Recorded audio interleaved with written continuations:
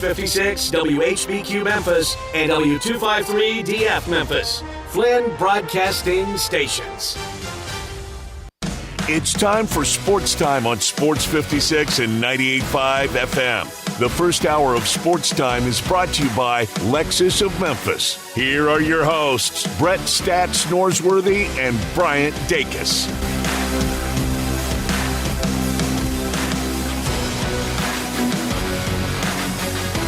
Welcome into Sports Time. Bryant Dacus with you, Zach Boyd with me, Lee Aldwin Seabury with me, Brett Norsworthy, the only one not with us today. He's out of town, up in St. Louis, going to catch some Cardinals this weekend, but he'll be back on Tuesday, so a couple days without Brett, but we'll be fine. But we're Sports Time. We're with you for the next 3 hours to get you through your afternoon and into the weekend. An extremely busy show for us today. A lot to get into. We've got all of the whole situation with Scottie Scheffler this morning. We'll have to talk about that. We've got obviously the rest of the PGA Championship to talk about. Baseball, basketball, a little bit of everything to get into, maybe even a little bit of football. So a lot to talk about. But I do want to start off with the Scottie Scheffler story that broke early this morning. And it's really a crazy story. Starting off this morning up in Louisville at Valhalla, the golf course that the PGA Championship is at like 5 o'clock local time there. A third-party vendor that was working at the event was trying to cross the street to get into get onto the grounds and was hit by a shuttle and unfortunately lost his life. And so that happens early this morning. Like an hour later, Scottie, who had an early tee time this morning, is trying to drive in and get there to start warming up and get ready for his round. And obviously because this tragic situation had just happened, a lot of police there, a lot of security there. They're having to direct traffic different ways. It's kind of a mess. Well, from everything, and correct me if I'm wrong, Zach, because everybody's been following this story today, so I might have missed something. But it seems like Scottie Scheffler was not aware of the situation that had happened beforehand with the man who unfortunately lost his life. And so he's trying to pull up and get to get ready for his second round, and he has no idea any of this is happening, and he's just trying to get into the golf course like he usually does, and they tell him, hey, go this way. He's going that way. They tell him to stop, and either Scottie just doesn't listen to him, Scottie doesn't hear him, something happened. He called it a big misunderstanding. Well, he keeps going. This police officer that Scottie has now said he thought it was just a security guard. It said and Zach, help me with this. They said that he attached himself to the vehicle. What does that mean? I have no idea. Does that mean he grabbed onto the side of the vehicle, or what is it? I've never heard that. Initially when it first came out early this morning, when they said attached, we assumed that he jumped on the hood of the vehicle trying to stop.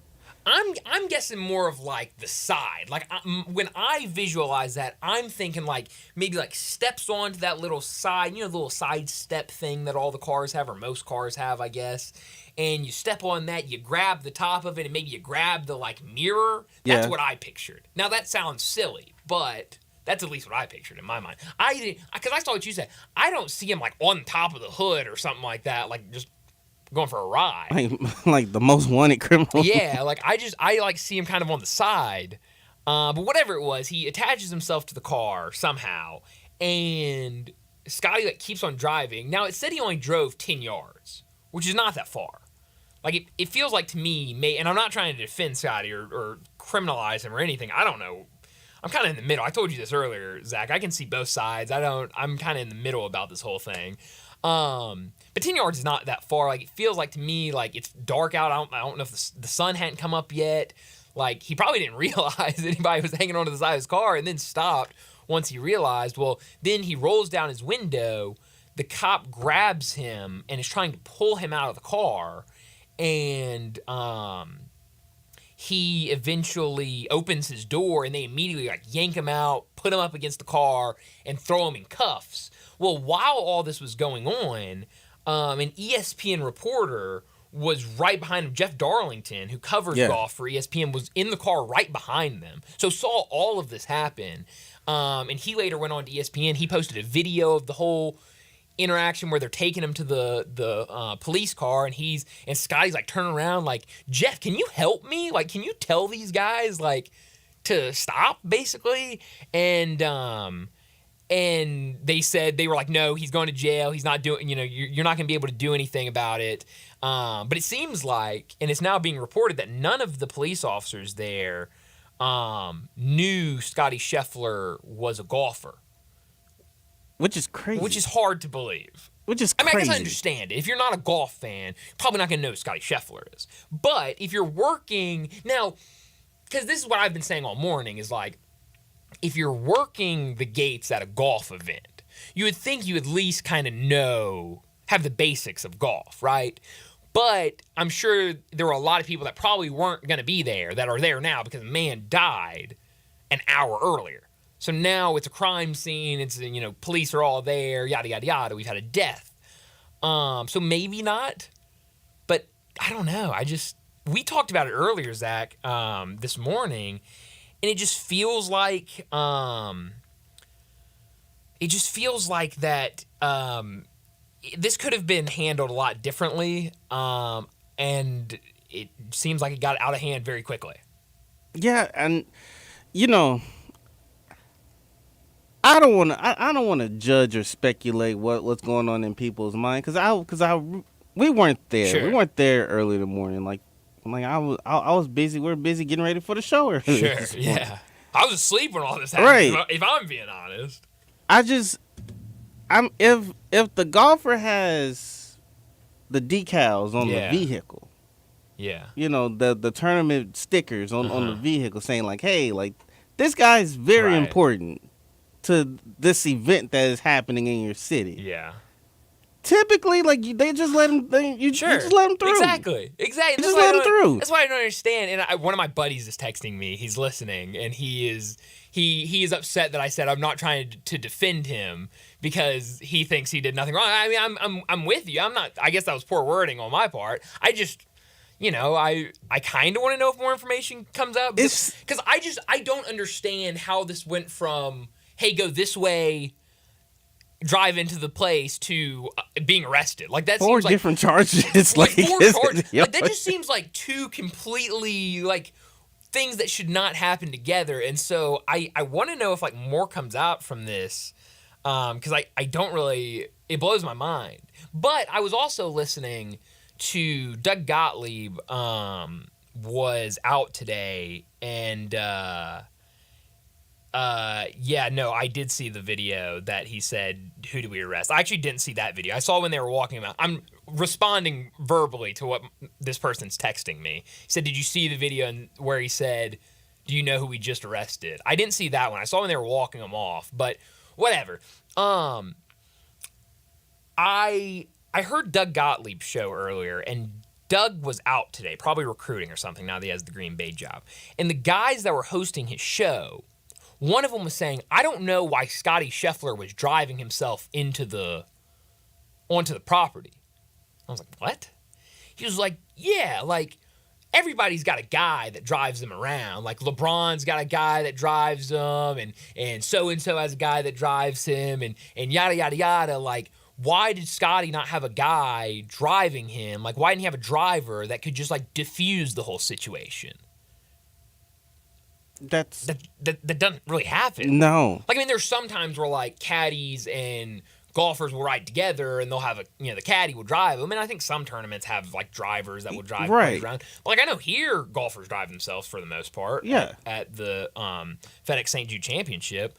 Like, I think that's kind of common. I've always kind of thought of it kind of common. Golfer just driving. They give him a car for the week, and he just kind of drives himself around. It's kind of based on them. If they want to drive, sure. If they want someone else to drive, then they can handle that however they handle it. But that's going to charge. You're going to have to pay somebody to do that. Oh, so let's break this down first. Please. Like, Scotty Scheffler is one of the bigger, one of the number one golfer in the world. Literally number one. He's number one. Number one. I can tell you right now, if you put Scotty Scheffler in some city unknown in the United States of America, they would not know. Well, that's a great point. Who he is. That's a great point. It's a great point because that's the thing. LeBron James around, everybody knows LeBron. Oh, everybody knows LeBron. Patrick Mahomes, everybody's gonna know Patrick Mahomes. Gotta have a driver. I'm trying to think of like Shohei Ohtani. Like I was trying to think of like the biggest name in baseball. Well, as long as the interpreter's not gambling, we're good. Well, yes, we're good. That's a different issue. But you're right. I mean, golf is a different thing, and also Scotty is not this, outgoing. Like he's very quiet. He just kind of comes in, does his job, and that's it. So like I'm not shocked that he didn't. That people didn't know who he was, right? Like I'm not shocked that a cop didn't know Scotty Scheffler was that. I do think if you're working a major golf tournament, you should probably know who it is. But I don't understand. I need more information to come out. Now, he did put out a statement. Scotty Scheffler did, or at least his team did. So I'll read that real quick. Here's what the statement said. Quote, "This morning I was proceeding as directed by police officer. It was a very chaotic situation, understandably so considering the tragic accident that had occurred earlier, and there was a big misunderstanding of what I thought I was being asked to do," which happens all the time. I remember one time I was leaving a Grizzlies game. No, I was arriving to a Grizzlies game, and I had pulled into the wrong parking garage. And so they told me, hey, you need to turn around. It's like the next turn, right? And so I turn around in there. Everyone knows it was the Gossett parking garage. Hard to turn around in there. I mean, it's very narrow. And so I'm like trying to turn around. I finally come out, and I'm sitting there, and they're directing traffic, and one of the cops motions me to turn right out of there. And so I start going, and the other cop, not knowing that that cop had just told me to go, starts yelling at me. Stop, stop, stop. What do you think you're doing? Did I tell you you could go? I'm sorry. Hey, my bad. You got it. Misunderstandings happen. It happens. They happen all the time. He didn't arrest me, though. A little different there. I didn't get arrested. And so I'll continue. Big misunderstanding of what I thought I was being asked to do. I never intended to disregard any of the instructions. I'm hopeful to put this to the side and focus on golf today. Of course, all of us involved in the tournament express our deepest sympathies to the family of the man who passed away in the earlier accident this morning. It truly puts everything into perspective. I think a great statement. You couldn't do it any better. But again, at least from everything I've heard, this sounds like a big misunderstanding of he was told it's chaotic. Unfortunately, a man just lost his life. They're having to try to do chaos control and get people in and everything. It's just misunderstanding that probably shouldn't have ended up with him having a mugshot. And as he said after he was done with his round today, stretching in a jail cell to get ready for his round today. That's crazy. Seems a little much. To me, that's just wild, man. It's crazy. World number one, but it's certainly. How long before his mugshot's on a T-shirt? I think it's already on a T-shirt. Isn't that like the big thing everyone does when somebody notable gets arrested? They throw his mugshot on a T-shirt. Yeah. I know Zach Bryan, the country music singer. I don't know if you're familiar with him. He got arrested for something. He kind of similar thing. He got pulled over, but he was arguing with the cop. He was he was kind of in the wrong. But he got arrested for something not big, kind of small. And next day their T-shirts being sold with his mugshot on it. So I wouldn't be surprised if we got the same thing for Scotty Scheffler. You want to hear his comments about what was going through his mind while he got arrested? Please. Now I should say he was awesome today. Once he got out there, he was electric. Oh yeah. He was lighting it up. I don't know what he finished at. He shot a 66, I believe. He shot a 66. He's 9 under. Wow. He's tied third. Because Colin Morikawa is in the lead right now. Xander is out there through 5. He's 1 over at 10 under. So, yeah, really good round for him. 5 under on the day, 9 under tournament. He lit it up. He talked to reporters after. I wasn't able to hear much of it. So, please, Zach, what did he say following his round? Well, I got the video right here for you. Oh, please, even better. What's going through your head? I mean, I didn't really know. I was just so confused at what was happening at the time that, I didn't know what time it was. I didn't know what was going on. But when I was sitting in like the holding cell or whatever, there was a TV there and I could see myself on the TV on ESPN, and it was Get Up was on. And so in the corner, it showed the time and it said they were delayed. And I was kind of thinking about my tee time. I was like, well, maybe, I could be able to get out. The officers downstairs had, they were discussing how long it was going to take me to get released. Obviously you have to go through all the due process and everything. And, I was able to kind of see a bit of the TV and, then I laid down and then I started to stretch a little bit once I got my heart rate down a little bit. That's crazy. Yo. I imagine all the cops are just sitting around and they're like, dude, we just arrested Scotty Scheffler. Like, are we going to be able to get him out before his round starts? Like, they're making bets and stuff. Like, it's crazy.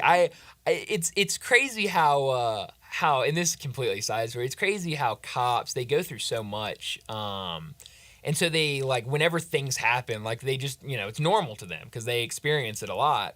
And, like, I remember there was this, I was working at a different place, this was a couple years back, and we had something crazy happen. And we had to call, police and paramedics and everything. We had to clear the building out, and we're just sitting there. My buddy was really shaken by what had happened. And so I was, like, kind of comforting him and, like, dude, it's okay. We're going to be all right. Like, you're good. And because he was the one that, found the situation, I should say. The cops walk in and they're chilling, and my buddy's like literally about to lose it. Like, he's like about to break down. And one of the cops looks up at the television we had in there, and like Cowboys and like Commanders were playing or something like that. And he was like, they just went to commercial, and he looks at us, he goes, "You know what the score is of the game?" And I was like, no, wrong time. Don't know what the score is. We don't know. Bad timing. But I can just see, like, after that interaction, especially, not like anything crazy happened here, but, like, I can see him being like, man, Scotty, you think you're going to be able to get out there and play? Yo. So I was like, man, I hope so. I already saw, like, people are making, like, TikTok videos and stuff like that. I saw one guy was, like, POV of the correction officer. Well, no. This was POV of a college student who got arrested last night for public intoxication. Wakes up in the jail cell with Scotty Scheffler, and like, I mean, so many memes and videos and stuff going around. It's crazy. I hope this all gets resolved because, like I said, I think I'm with Scotty. Like, it sounds from everything I've heard like a misunderstanding that just kind of went sideways, and maybe we can get all 4 of those charges dropped. I don't know. Now the cop, they said this cop's like pants were all ripped and stuff like that. Like, I don't know. Like, it's getting kind of messy, I think. All I gotta say is it's unfortunate that Scotty got arrested and everything, but I'm just kind of glad the brother wasn't involved. Well, that is a great point there, Zach. Imagine Tiger Woods trying to pull up early in the morning, and they're arresting Tiger Woods. They probably know who Tiger Woods is. That's not stopping them. That's not stopping no one. That's a fair point. So that's definitely the big story in the sports world today. And still, I mean, it goes out to. Our thoughts and prayers go out to that family, the man who lost his life, because that story has kind of been overshadowed by Scotty Scheffler. That is already awful. But let me set up today's show before we get to top and not top story of the day. 3:30, Alan Bell. He'll join us from the AB3, driving the line. We'll talk some wagering with him. Plenty to get to on Alan. We'll get his thoughts on Scotty Scheffler, but also he's been lighting it up with college baseball this year, handicapping those games. He's been incredible. So we'll ask him. Final regular season weekend of college baseball, MLB, NBA. We'll get a bunch of picks from Alan. 3:45, we'll talk some baseball. Paul Skeens, his second start in Major League Baseball today. I don't know what his official stat line was. He's done for the day as they're in the bottom of the 7th. So we'll talk some Paul Skeens. We'll talk some Major League Baseball. Good slate of games this weekend. 4 o'clock, Bruce Marshall from Vegas Insider, CBS Sports, and BAMSports.net. He'll join us. We'll talk some more wagering with him, get his thoughts on a lot of these things, and get some picks from him. 4:30, we'll talk NBA playoffs. An interesting game last night between the Nuggets and the Timberwolves. Timberwolves get a 115-70 win over the defending champs. We'll talk about that. We'll also preview tonight's game and some of the games into the weekend. 4:45, we'll get to big number of the day. 5 o'clock, Dick Girardi. He'll join us to talk the Preakness as obviously Mystic Dan, the big name after winning the Kentucky Derby. Can he win again tomorrow at the Preakness to get 2 down for that Triple Crown? We'll talk to Dick at about 5 o'clock. Dick will have to get out a little early with us, so we'll talk to him about 14, 15 minutes. Then we'll give our picks for the Preakness at about 5:15 or so. 5:30, we'll get to what's trending. We got to do Showboat Bankroll at 5:30 with the Showboats, their final road game of the season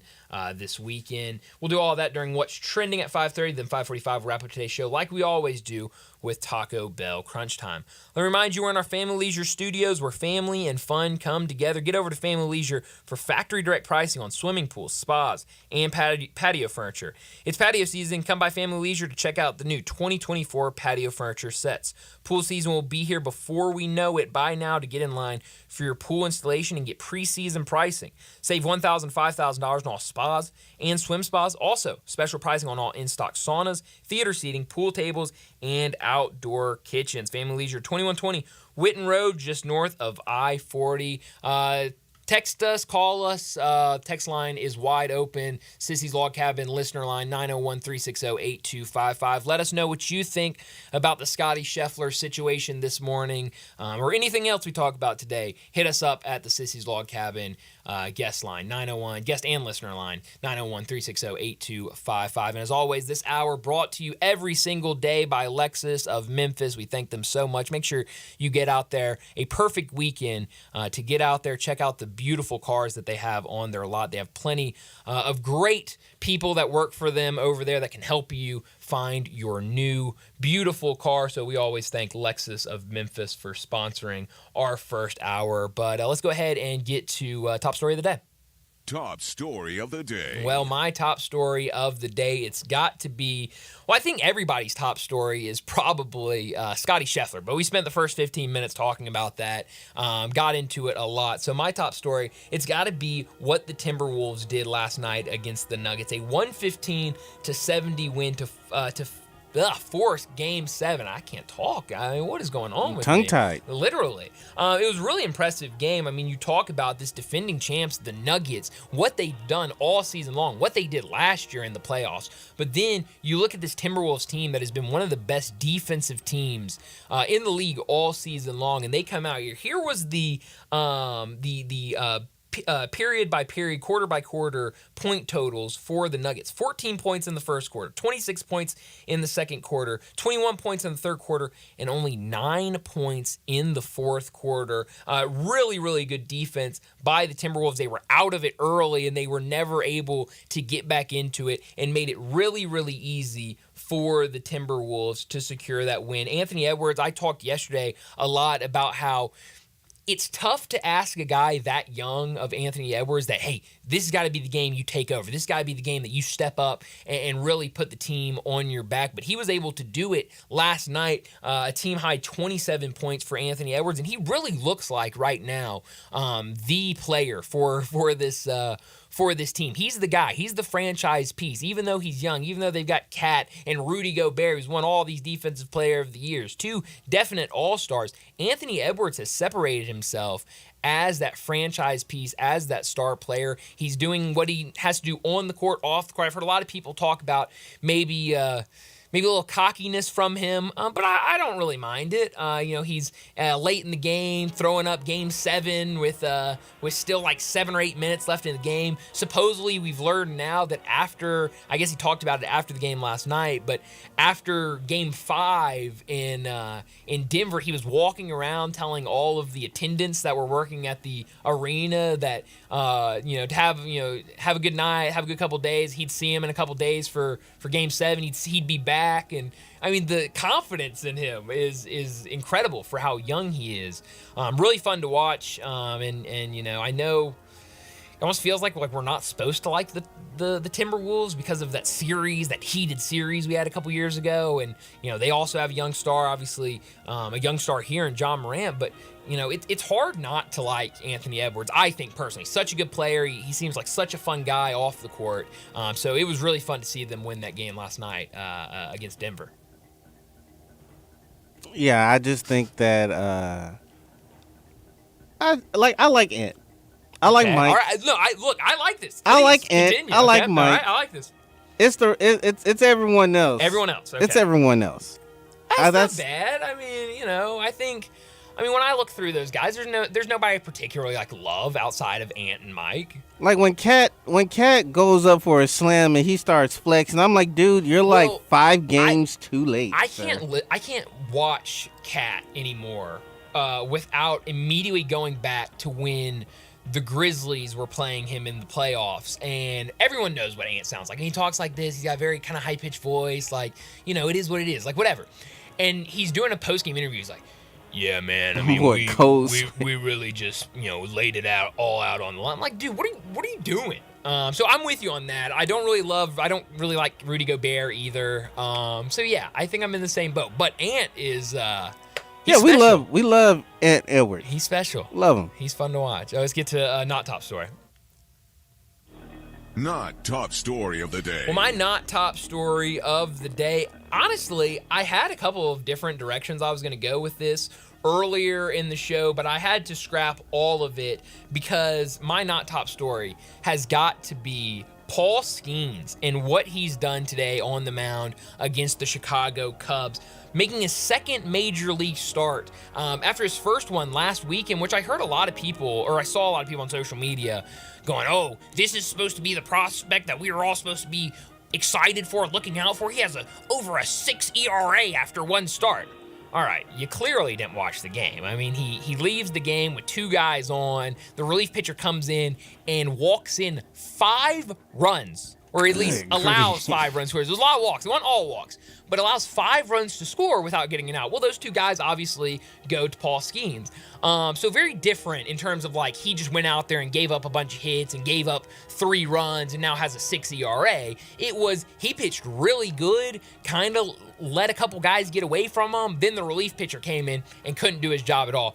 Well, it almost seems like he heard that from the people out on social media, because he came out today and did not leave any doubt in anybody's mind what type of pitcher he can be. 6 innings for him, 0 hits, 1 walk, 11 strikeouts. The first 2 innings, he struck out every single batter he saw. 6 up, 6 down. They come into the 3rd inning, strikes out that guy 7 straight, and then gives up I think it was a pop fly or a grounder or something like that. So an incredible outing from him. I kind of wish they would have kept him going. Lee Aldwin and I were talking about it earlier on, do you think if he's still going in the 6th inning and hasn't given up a hit, think they'll let him go, or will they kind of take him out and protect his arm? And his Pirates front office, they definitely want to make sure they're keeping this young arm in line, because they're not letting him go out in the minors even this year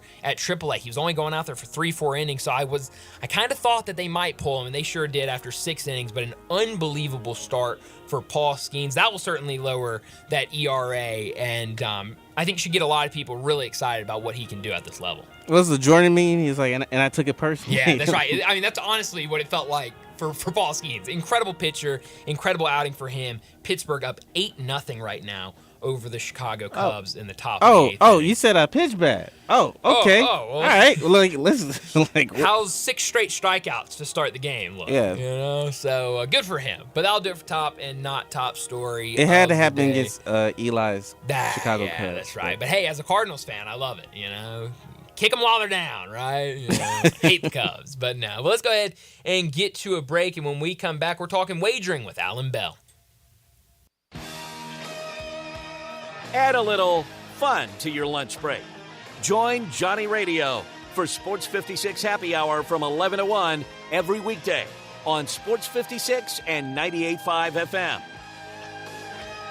It's time to have a good time at Mugshots Grill and Bar in Olive Branch and Collierville. Come by for half-price happy hour 2 to 6 Monday through Friday with domestic drafts and $3 snacks. Then try one of Mugshot's 19 specialty burgers, including the Mugshot Burger. Finish it in 12 minutes and it's free. Plus, you get a free shirt. Mugshots in Olive Branch, 6400 Goodman Road, and Mugshots in Collierville, 656 West Poplar. So cheers to great food, good drinks, and fun company at Mugshots Grill and Bar, where you're always having a good time.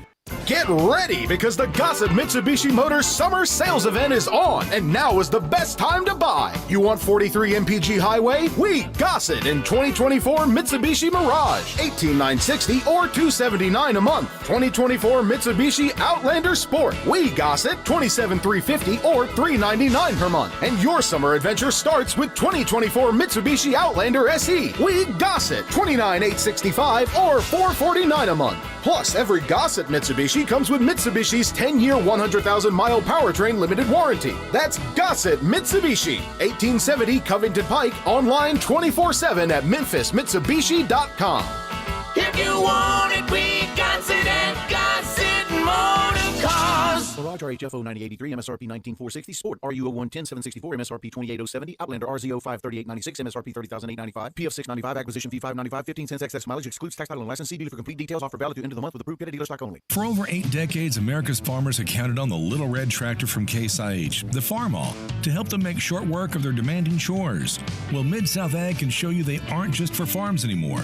With horsepower ranging from 30 to 105, plus an army of attachments, they can tackle every chore on your to-do list, from hauling and mowing to loading and towing and then some. Stop by Mid-South Ag Equipment or call 662-890-3141 to find a Case IH Farmall that's right for you. Are you aware? It's patio season. Family Leisure sure is. That's why they have factory direct pricing on swimming pools, spas, and even, yes, patio furniture. Yes, sir, it's indeed patio season. So come by Family Leisure and check out all the brand new 2024 patio furniture sets. And with patio season here, you know that pool season will be here before you even know it. So buy now to get in line for your pool installation and get pre-season pricing. Plus, you could save $1,000, $2,000, $3,000, even up to $5,000 on all spas and swim spas. Family Leisure has got special pricing on all in-stock saunas, theater seating, pool tables, and even outdoor kitchens. I love it when it's patio season because of all the fantastic deals that Family Leisure makes available just for you. Family Leisure, Whitten Road at I-40, where family and fun come together. Brian Elder's Roofing Solutions. It's silly season in the life of your roof. I'm Brian Elder, 867-0303. The weather can be unpredictable, and I'm ready to get more life out of your roof with our award-winning Owens Corning Repair Team. We're the repair guys the other repair guys call when they can't find the problem. Leaks become black mold when ignored. That's why when you call me, I start my inspection in the attic. Is it time for a beautiful new roof? 867-0303. I'll measure your roof from outer space and get you an estimate right over the phone. The best warranty in the business, including a warranty against ice dams. The only roofer in Memphis to offer a warranty against water intrusion due to snow buildup. Ask about military and first responder discounts. 901-867-0303 or BrianElderRoofing.com. Call 867-0303. Brian Elder's Roofing Solutions. Looking for sports in all the wrong places? Try the Owner's Box Sports Bar and Grill in Lakeland Town Square. Fun, friendly, exciting, and comfortable with wall-to-wall TVs for all your favorite games, 24 taps for all your favorite beers, including NA and local craft beers, and an in-front-of-the-wall full bar for all your other favorite beverages, including a full wine list. Add in an upscale menu, patio seating, daily specials, and events, and you found all your sports in the one right place. The Owner's Box Sports Bar and Grill in Lakeland Town Square, Highway 70. Ole Miss Rebel Yell is back. The Rebel Yell Hotline Radio Show is back on WHBQ Sports 56 and 98.5 FM. Every Monday night at 6, hear the latest news on your Ole Miss Rebels with Yancey Porter with 24/7 Sports, former Ole Miss defensive tackle Mike Fitzsimmons, Gordon Ford covering SEC Sports Call, and former Ole Miss baseball announcer Gary Darby. From kickoff to free throw to extra innings, your Ole Miss sports on the Rebel Yell Hotline Show right here Monday night at 6 on Sports 56, 560 AM and 98.5 FM. Your Mid-South Sports Station. Now back to Sports Time on Sports 56 and 98.5 FM. This hour is brought to you by Lexus of Memphis. Here are your hosts, Brett Stats Norsworthy and Bryant Dacus. Welcome back into Sports Time. No Brett today. He's out today and Monday, but he'll be back on Tuesday. But Alan Bell joins us from the AB3 and Driving the Line to talk some wagering. He joins us like all our guests do on the Sissy's Log Cabin guest line. Alan, thanks so much for joining us, and plenty to get into today, but I do want to start off final weekend of the regular season for college baseball. You've done a tremendous job all season long. I've been following along all year with your plays and have made a lot of money off of it, so I appreciate that. But I'm curious, being the last week of the regular season, how different is it? Because I was looking yesterday, most all, if not all series starting on Thursday this week to try to get done by Saturday, have that kind of makeup day if needed on Sunday, but also give these teams some rest before most of these conference tournaments start on Tuesday or Wednesday next week. I'm looking at a lot of game notes and stuff like that yesterday. I'm seeing a lot of teams not listing starters all weekend. They're maybe listing just the first game starter, and then after that it's kind of up in the air, with some of these teams really needing wins for seeding in their conference tournament. Other teams sitting pretty, maybe don't care as much, maybe trying to rest some guys for the tournament, their conference tournaments next week. How difficult does that make it this weekend? What have you been seeing when it comes to college baseball? Yeah, man, dude, you're exactly right. First off, man, appreciate you having me back, buddy. And, you just nailed it because, excuse me, quite frankly, I mean, there are a lot of teams that are fighting for a lot of different things, right? Yeah.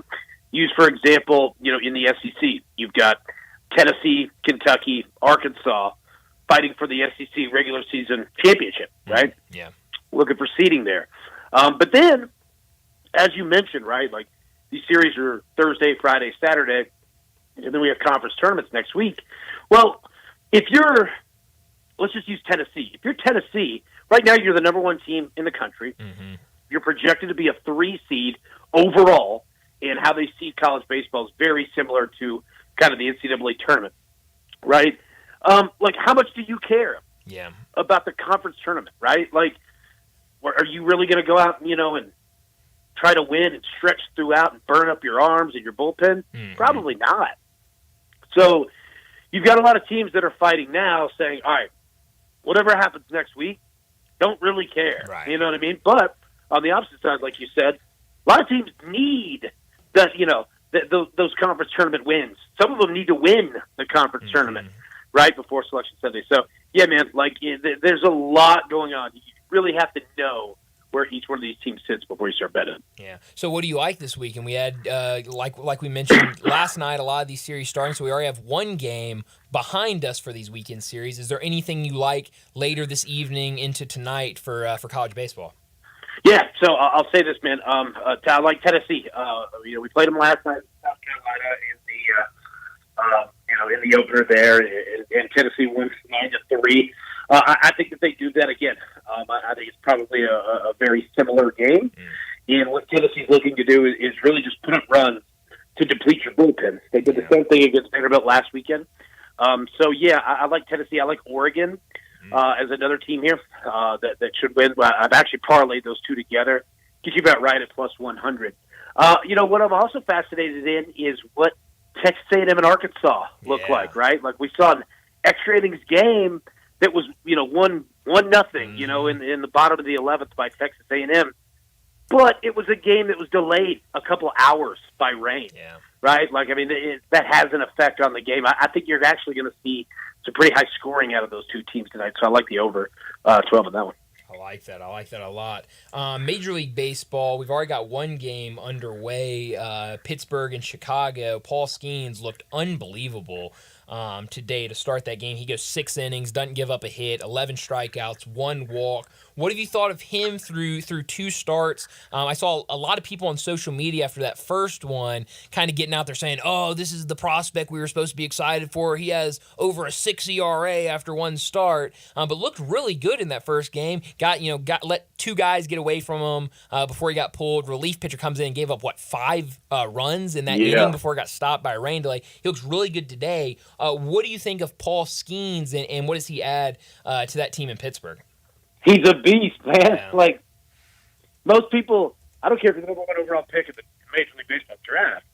Like, it could take 2 years to get up to the pros. Like, even if you do, sometimes, dude, it's hard.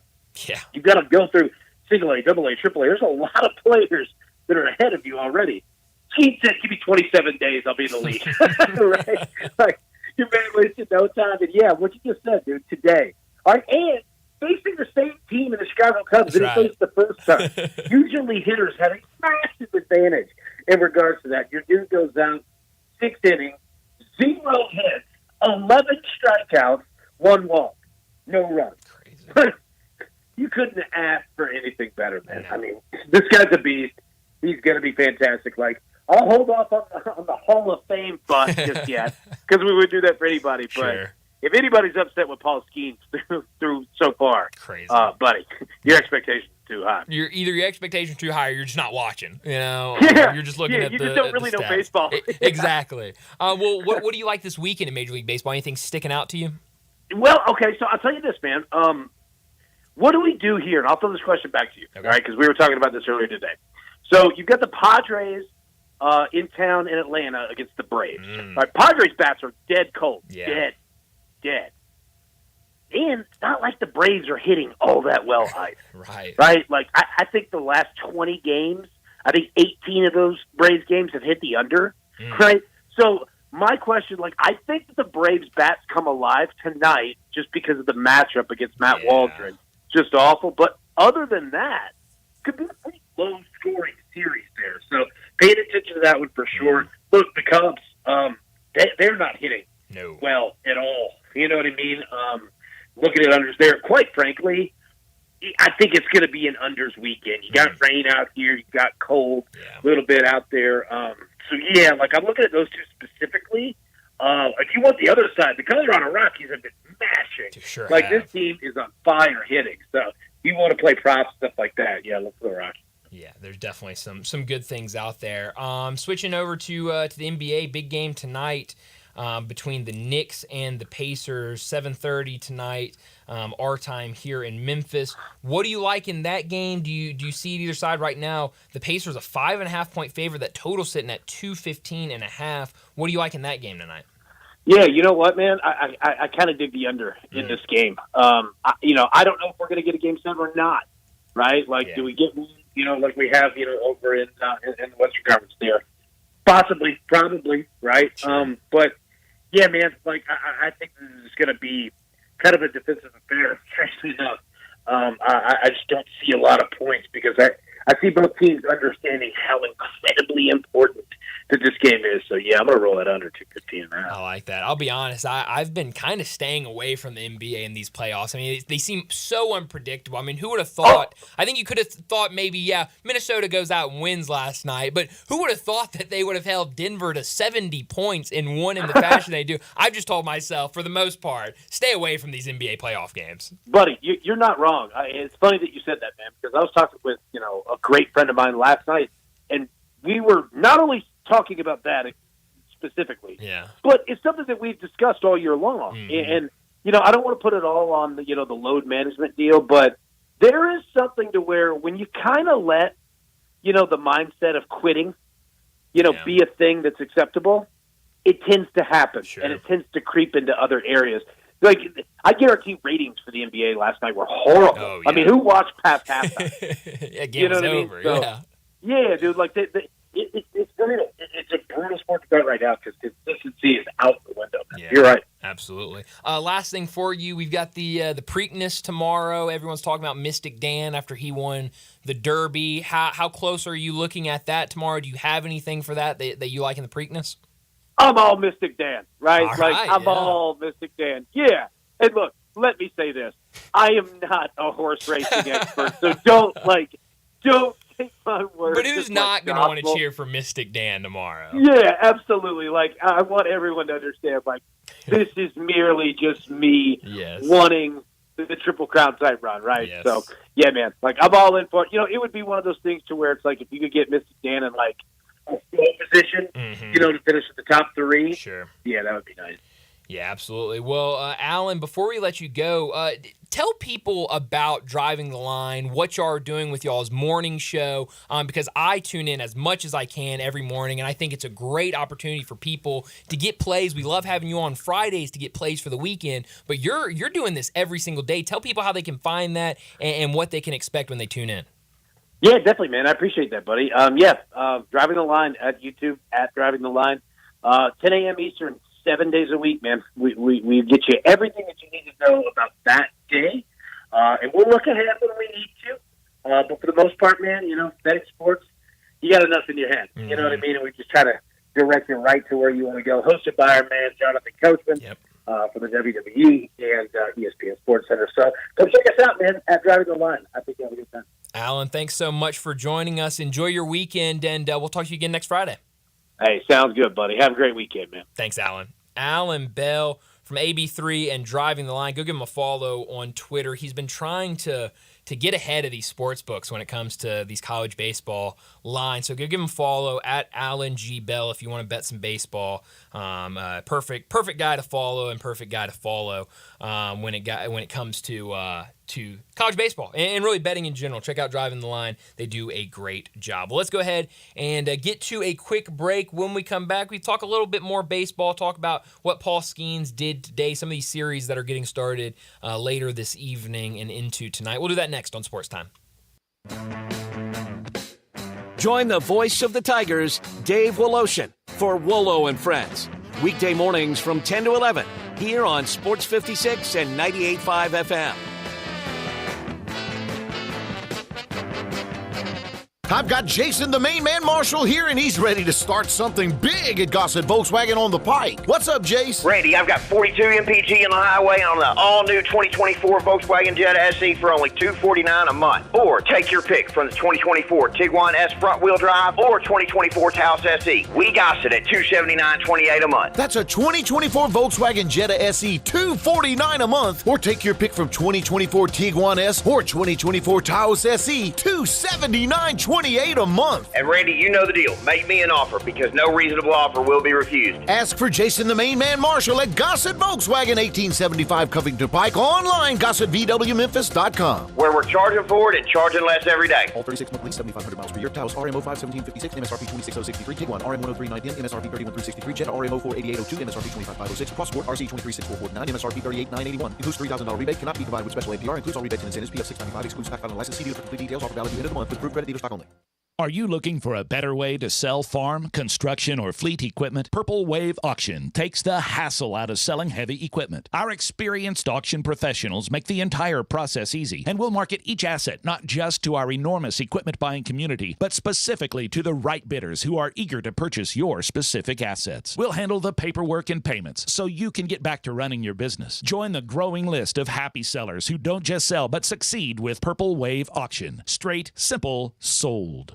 Guns, guns, and more guns. Over 700 firearms in stock. Home defense guns, old guns, new guns, used guns, big guns, little guns. Every gun you can think of, Classic Arms has them. All brands like Glock, Sig, Colt, Ruger, Smith & Wesson, Browning, Beretta, Benelli, Remington, Winchester, and more. Guaranteed lowest prices in town. Only gun importer in the Mid-South. Free gun inspections and appraisals and free bore sighting for the upcoming deer season. Shop online at ClassicArmsOfMemphis.com or visit Classic Arms at 1740 Germantown Parkway behind Corky's Barbecue in Cordova.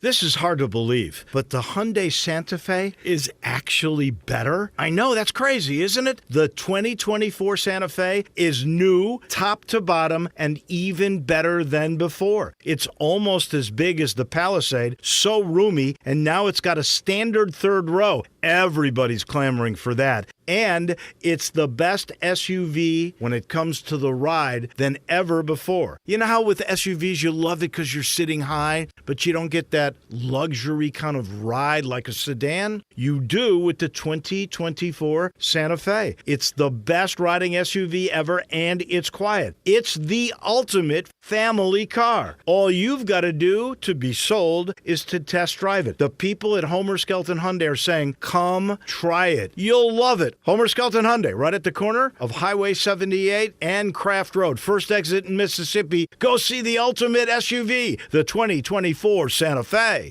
Jenkins Floors and More invites you to their retail warehouse where they pass wholesale savings on to you. Jenkins Floors in Hernando, Little Rock, and Cleveland, Mississippi specializes in flooring and carpeting, tile, plantation shutters, and blinds. Jenkins makes your life easy with a 2-week turnaround. Contractors, builders, or family projects, call 662-469-9350 for a free estimate.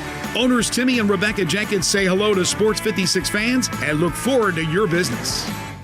It's time to get to Gossett Kia on the Pike so Bobby J can put you in your new Kia today. Want summer fun and 41 MPG? We Gossett with 2024 Kia Forte LXS. $199 a month, $34.99 due at signing. How about 282 miles of EPA estimated range with new 2023 Kia EV6 Win, $249 a month. Get extra room and extra fun with 2024 Kia Telluride LX, $357 a month, both $39.99 due at signing, all 24-month lease, plus 0% APR for 48 months available on the all-new Kia EV9. And peace of mind with Kia's 10-year, 100,000-mile powertrain limited warranty. So hurry to Gossett Kia, 1900 Covington Pike, online, KiaCovingtonPike.com. If you want it, we got it at Gossett Motor Cars. Include all rebates and incentives. Price excludes $695 PF. Lease includes PF $695, $650 acquisition fee, EV6 P5610964, MSRP $50,200, Telluride RG $510,849, MSRP $38,305, Forte LXS RE78169, MSRP $21,820. Plus finance through Hyundai. Excludes tax title and license. See dealer for complete details. Offer valid through 5/31/2024 with approved credit. Dealer stock only. Now back to Sports Time on Sports 56 and 98.5 FM. This hour is brought to you by Lexus of Memphis. Here are your hosts, Brett Stats Norsworthy and Bryant Dacus.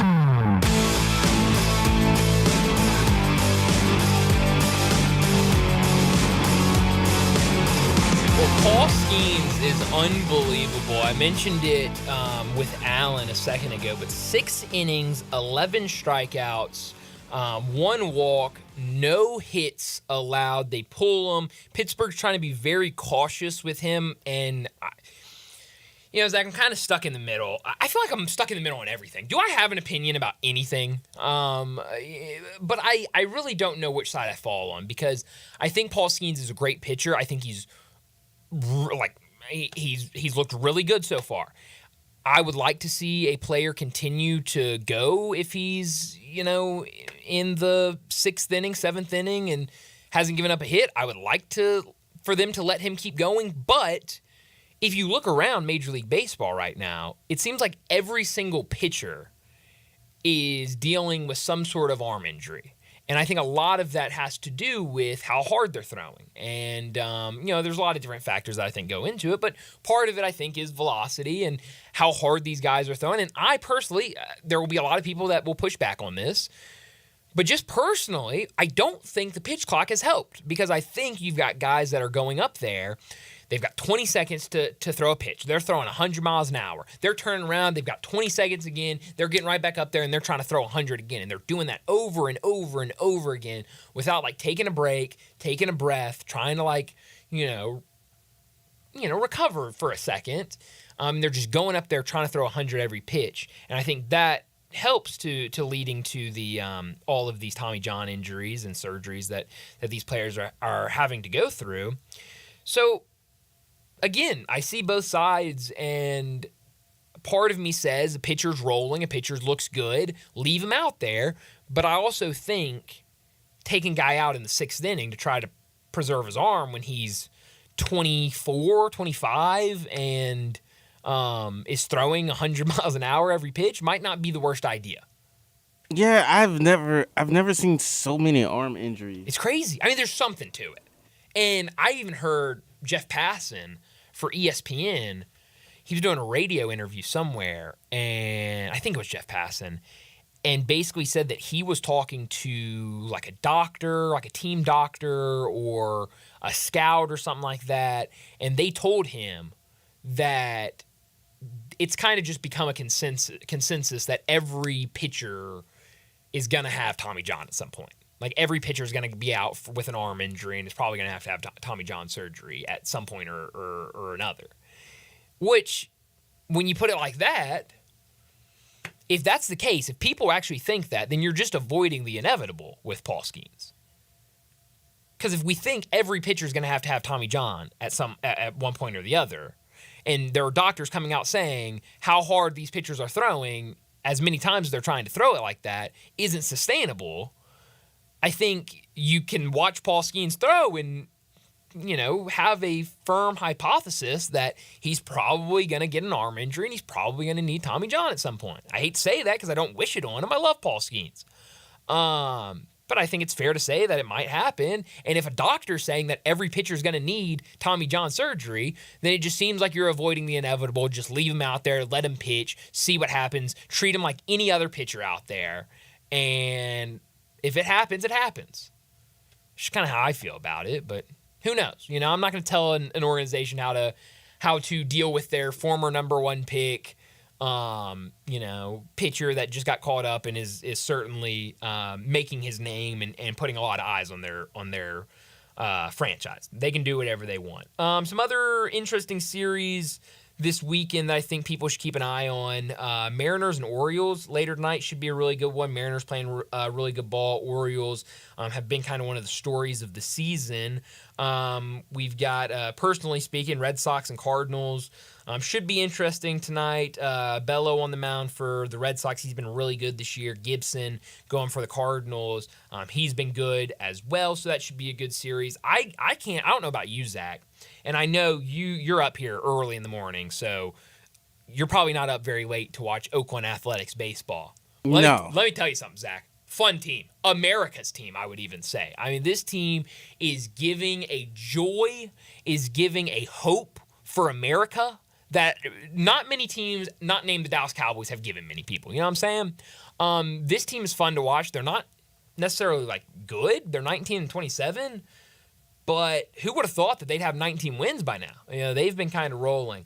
So some really good series, I think. Reds, they beat the Dodgers last night. They'll go game 2 tonight. Montas versus Paxton should be fun. So I think some really interesting series. Tigers and D-backs should be fun as well. It should be a really fun weekend of baseball. But let's go ahead and wrap up this hour, get to a break. When we come back, we're going to talk some more wagering with Bruce Marshall.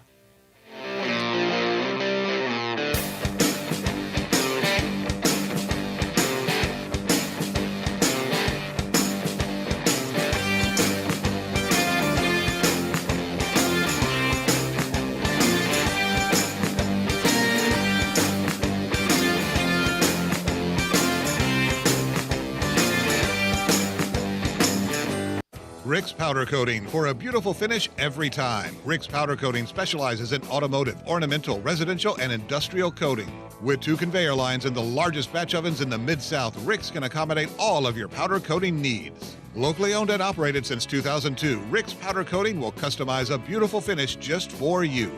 Drop by or call to see how Rick's Powder Coating can bring color to your life. 901-367-2771 or rickspowdercoating.com. Welcome to Triumph Auto Sales, where you'll have a great car buying experience. Triumph Auto Sales is your #1 source of quality pre-owned vehicles ranging from lease returns to new car trades, all at huge savings. Plus, Triumph has a full array of financing options to meet your needs. Find your next car online at triumphautosales.com or stop in today at 4875 Elmore Road. Triumph Auto Sales will help you get the vehicle you want at the price you need and the service you deserve. For a great car and a great experience from a local and family-owned business, visit Triumph Auto Sales.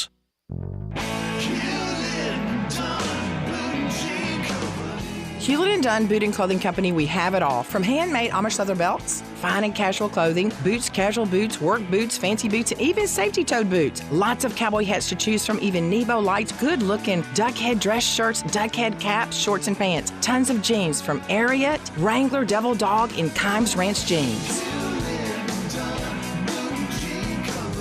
At Hewlett & Dunn, we have a great selection of Old South t-shirts and caps. Fine clothing from dress to casual to Sunday best. Enjoy choosing from UFO's orthopedic approved shoes. Hewlett & Dunn Boot and Clothing Company. Boots of every size, every color, every skin. Great quality Western, work, and safety toe boots. Hewlett & Dunn Boots and Clothing Company. 111 North Center Street, Collierville. Hewlett & Dunn. Hewlett & Dunn, serving you and your family since 1961. Hi, this is Troy Fiveash, owner of Fiveash Roofing. In these uncertain economic times, there are so many things as a contractor and a business owner that I cannot control. The rising cost of materials, not to mention fuel and transportation costs. In the last 2 years, shingle prices have almost doubled and commercial materials have doubled. And I don't have to tell you what fuel costs these days. But you know what I can control? How much markup I put on a project. I have always prided myself in knowing I never gouge a customer. But in an effort to ensure my crews have work and my customers are being treated fairly, I have lowered my profit margin, hoping to give you a price you can live with and keeping my crews busy. So if you need a roof or gutters, please give us a call.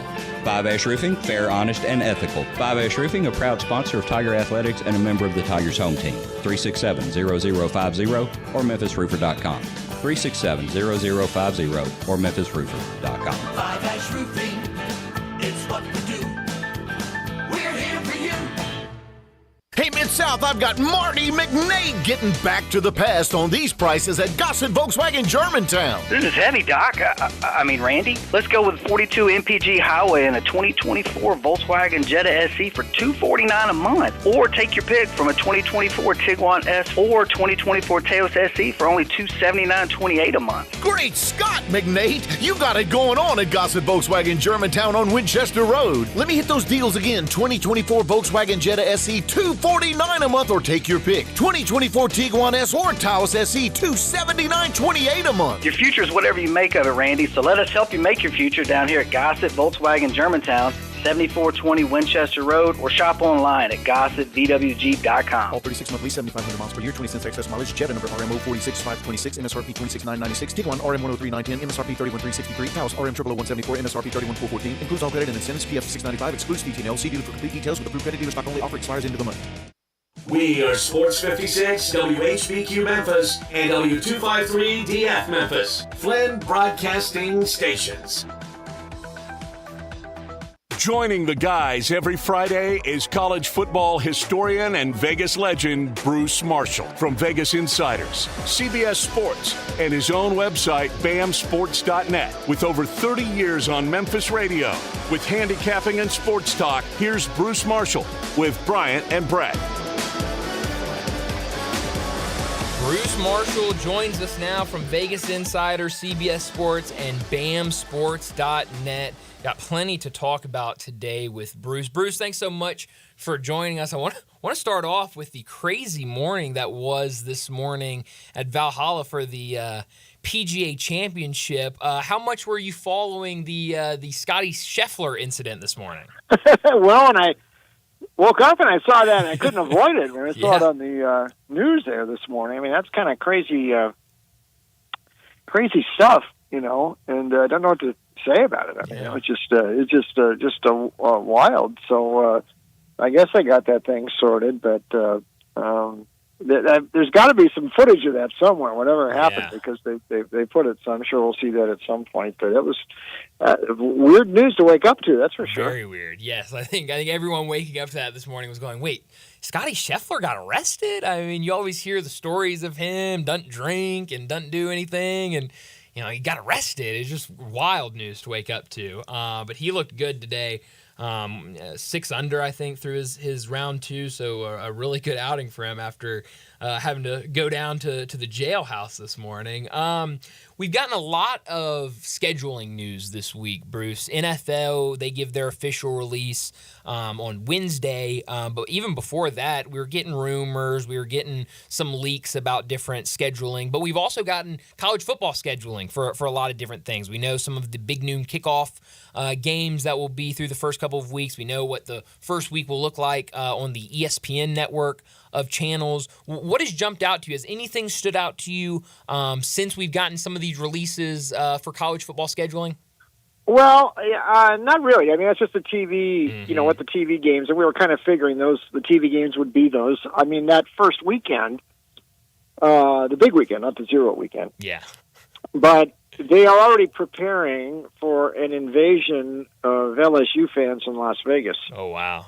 They are, and I'm hearing and this is Jimmy Ott and Charlie Hannigan told me down in Baton Rouge, they think there might be 35,000 LSU fans coming in. Can you believe that? That's incredible. What am I going to do in my hometown? I got to hide, they're already ordering all the gumbo and the boudin and all that. There you go. But that's the Sunday game, LSU and USC. At Allegiant Stadium, so that's a pretty big deal, and that's there. I know. I guess we've got Texas A&M and Notre Dame. I think we're going to. Interesting there. Mike Elko making his debut. And there's a few more, good intersectionals. It looks like this year, and also the fact, that we've got these packed, 12 schools before them in the Big Ten now. Whenever USC, UCLA, Oregon, and Washington play a Big Ten team, that's going to have the feel of an old intersectional. So I think it's actually a little bit more colorful, the scheduling this year because of some of this stuff. And that's going to be pretty interesting stuff. The NFL, I'm a little bit shocked. They've doubled down on the Jets all this much. That really shocks me a bit. I mean, they are really.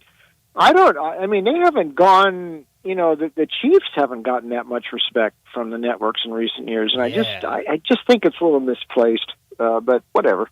Yeah, that is interesting. I mean, you saw the teams with the most primetime games. I think it was the Cowboys, the 49ers, and the Jets. Of course, I don't mind being a Cowboys fan. I don't mind all those primetime games. But you're right. You would think the Chiefs, this dynasty they've created, having Travis Kelce and Patrick Mahomes and Andy Reid and, all these guys that people know and have seen all this success, you'd think that they would have the most primetime games and kind of be the front page headline for the NFL. Well, yeah, and this back to the Jets again. I mean, when Aaron Rodgers last year in Green Bay, they didn't even make the playoffs. And he's older now; he could get hurt again. I mean, who knew how good they would have been last year had he played? I mean, they weren't terrible last year, but I mean, there's a lot of. I mean, I would have thought Houston would have been more of a featured team. That looks like an up and comer. Detroit was sure fun to watch last year. We're going to get a good dose of Detroit too, but still, to prefer the Jets over those two, to prefer them over the Ravens, who are going to be a powerhouse again. Just sort of surprised me, and it's sort of shallow, I think, on the NFL's part to do this sort of thing. So we'll see. Something else I've heard a lot of people talking about, and Brett and I've talked about it a couple different times this week, but the fact that we're going to have 2 NFL games on the first day of that Saturday of the college football playoff first round. December 21st, we'll have Texans and Chiefs at noon, and then also Baltimore and Pittsburgh at 1 o'clock Eastern for that Texans-Chiefs games, 4:30 Eastern for Baltimore and Pittsburgh, and that's going to be going up right against that kind of triple header of that Saturday for the first round of the college football playoffs. What do you think that will look like? Obviously, we know the numbers that the NFL gets, and I think last year when the NFL went up against the NBA on Christmas Day, I think some people were surprised just the number of viewers that the NFL took from those NBA games, and now you're having college football, which is so big, going up against the giant of the NFL. What do you think that will look like? Well, I'm a little surprised that wasn't like addressed a little bit more, and it's mostly on the college side there, because I think they must. There's got to be some coordination they have with the NFL, like what you're going to do. And even if the NFL didn't have the matchup, they knew they're going to be playing on that Saturday. They're coming. I mean, that's the third. There's still 2 more NFL weekends after that, so they're going a little bit. Maybe they did this past season and had the Saturdays earlier too, but that's not optimal for the colleges. And you don't want to have to go up directly against the NFL if you don't have to. I mean, they've gone to great lengths to avoid that in recent years, and how to expand this, I don't know. I mean, there should have been something there. I guess they could, use Friday too, but they've already talked about doing this triple header on that first Saturday. So it is going to impact, and a NFL probably still get better ratings. So that could be a negative there for the playoff. Yeah, absolutely. I'm curious because I think everyone gets so excited for schedule releases, or at least a lot of people do, for NFL schedule releases. And I saw later that night after the schedule was released, the next day, I saw a lot of people, having different shows on the internet and on television where they were going through and looking at the week 1 odds already up and picking those games, and then looking at season win totals and different things like that. When do you start looking at the NFL and breaking down those win totals and looking at week 1 and kind of same for college? When does that process start for you? Well, interesting you bring that up.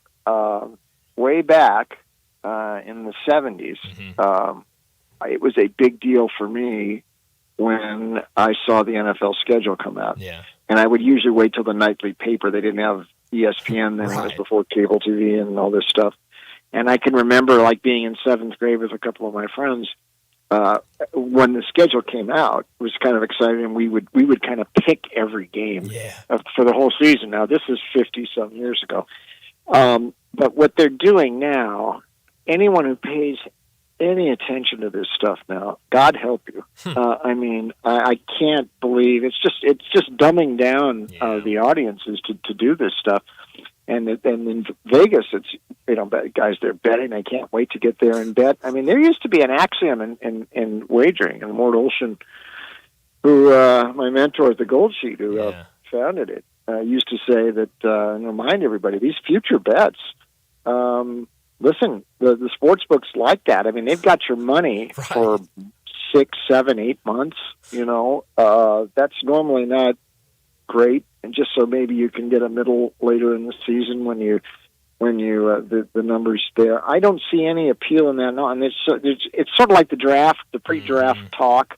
I mean, at some point you'll get it overloaded on it, and the schedule talk is that as well. One other note, and this is something I've been on the soapbox for a while.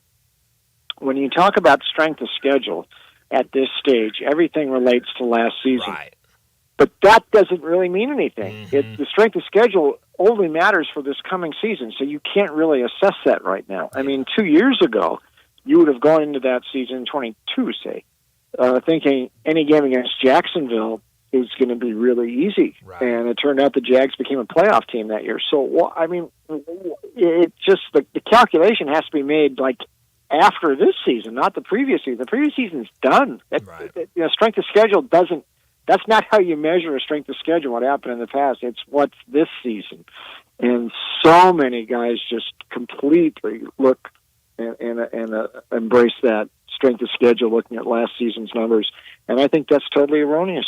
Yeah, no, I'm so glad you brought that up because I saw so many that night, that next morning, so many stories being written about these teams have the toughest schedule, these teams have the easiest schedule, and they were all citing strength of schedule. And, in parentheses right beside it would say 2023. And I was going, but that has, there's been a whole off season since then. Teams are getting better, teams are losing guys. I mean, we really have no idea what these teams are going to look like. Right. I mean, last year at this stage, we thought the Lions might be better, but they were a lot better. Sure. We didn't forget, and that's just one. I mean, the Bengals ended up being not as good. Joe Burrow got hurt. Things happen. Houston became a lot better last year. Houston was really bad 2 years ago. Stroud came in, and D'Amico came in, and they got a lot better. So, to equate Houston at this stage last year, you're basing them on 2022. Well, they became a dangerous team in 2023. Why? It's such a waste of time to look back at last year, and it's meaningless, I think. Just wait for this season to begin and then start to assess that stuff. Yeah, absolutely. I saw the other day Brett McMurphy, who works for the Action Network, posted the SEC win totals for this season and the AAC win totals this year. So I'm curious.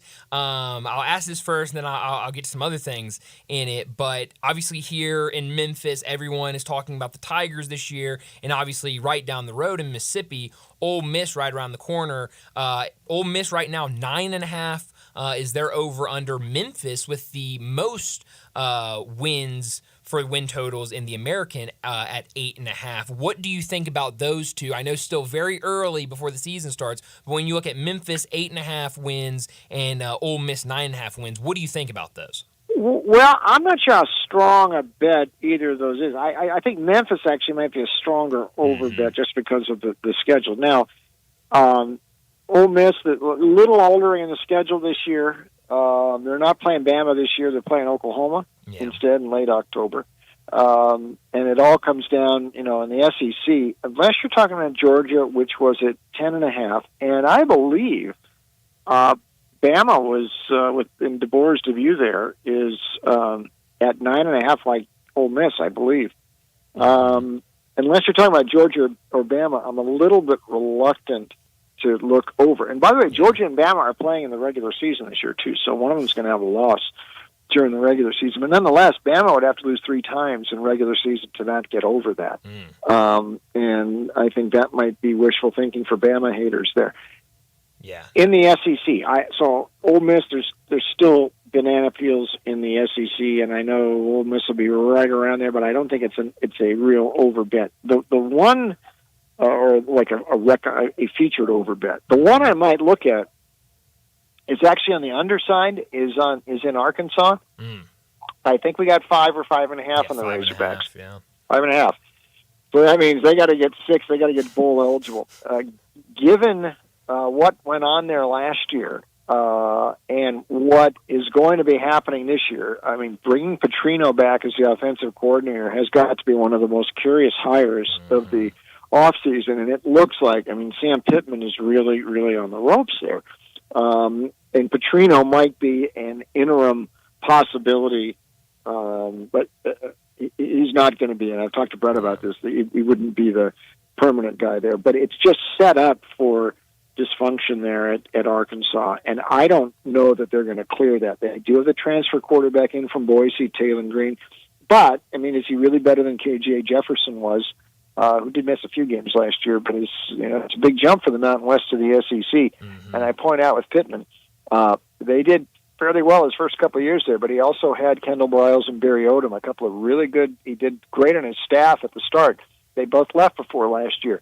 And the offense, certainly, with Dan Enos getting dismissed by midseason, turned into a real problem for Arkansas. I think Arkansas under might be one I would look at right now. I like that a lot. Talking to Bruce Marshall from Vegas Insider, CBS Sports, and BAMSports.net. He joins us every Friday on the Sissy's Log Cabin guest line. I want to get to some baseball and NBA, but since we're talking about college sports, I'm curious your thoughts. Earlier this week, I think Monday or so, it was announced that Doug Gottlieb, who hosts an afternoon radio show for Fox Sports, was taking the Green Bay head coaching job. He interviewed for it last year. He got beat out. The guy they hired, Sundance Wicks, goes on to win Coach of the Year in the Horizon League. His team was not bad, especially in Horizon League play. And then he ends up getting the Wyoming head coaching job where he had been an assistant. So now Gottlieb, who obviously played college basketball, had a career overseas playing basketball, but has now been doing sports talk radio for the last however many years. He's going to step in to D1 head coaching. What did you make of this? He also says he wants to keep his show. I'm curious to see how long that lasts. What did you make of this hire for Green Bay and Gottlieb going from doing radio to being a D1 head coach? Well, interesting story. His dad, who was a basketball coach, passed away several years ago, is the only guy who ever gave me an F in my life. And there's a funny story about that. When I was working in the SID office at Long Beach State, I had to take a couple of classes, and then it was supposed to be just so I could get paid as a grad assistant. Well, apparently Bob Gottlieb didn't get the note. I wasn't supposed to go to the classes. He gave me an F. Everybody else gave me A's. I got an F. So, whatever. It's a curious hire. It's out of left field, out of the box. Gottlieb, I guess, had interviewed for the Oklahoma State job before where he played. Oh, wow. And very minimal coaching in the kind of games he had been involved in that, and just a very, very dabbling in it. But, this is a really left field hire. I guess from Green Bay's point of view, it's worth a shot because Gottlieb, I guess, is going to continue doing his radio show. So they're going to get some exposure out of this, but that's just a little kickstart. I mean, eventually, Gottlieb's going to have to prove he can coach, and I think if this works, it doesn't work for long, then Gottlieb might actually be able to parlay this into something better or a higher profile job. But in the interim, it's a huge roll of the dice by Green Bay, thinking way outside the box. I don't necessarily think it's a bad move on their part, though it's unorthodox to be sure. Yeah, we'll see what it works. I've never seen this isn't even like Trent Dilfer getting hired at UAB in football last year. Dilfer had been coaching. He'd been winning in high school not long in Tennessee. Gottlieb, this is like completely out of left field. So we'll just see. Yeah, it's certainly different. So you're right. We'll see how it works out. Major League Baseball this weekend. Looking around at the games, we've already got one going on. I guess just went final. Pirates with a 9-3 win over the Cubs. Paul Skeens looked really good. He picks up his first Major League win of the season, taking him to 1-0, dropping his ERA down to 2.70. Anything you like tonight in Major League Baseball? Anything you're keeping an eye on this weekend in terms of plays? Yeah, by the way, Skeens had a no-hitter through 6 innings today. Yeah, he's incredible. And 11 Ks, and then he was at 100 pitches, so they pulled him. But, I mean, all that's got to open some eyes. And even that first game last week, they've both been against the Cubs, but the runs came in after he left and after a rain delay. So he's actually pitched better than what his ERA has shown. He looked great today.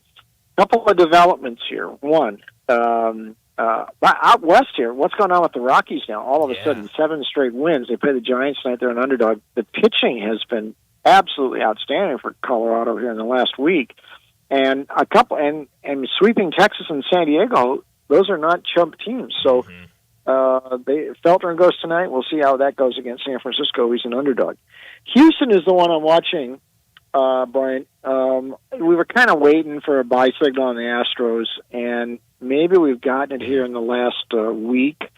They won 5 straight, 7 of 8. They caught Oakland kind of fading here this week, but I think everybody's been sort of waiting for Houston to catch stride, and it looks like maybe they have. This will be an important series this weekend with Milwaukee leading the NL Central coming down into Minute Maid. We'll see how Hunter Brown fares tonight. He had been one of those pitchers struggling, looked better in his last start. That's the one game Houston lost in this last week here.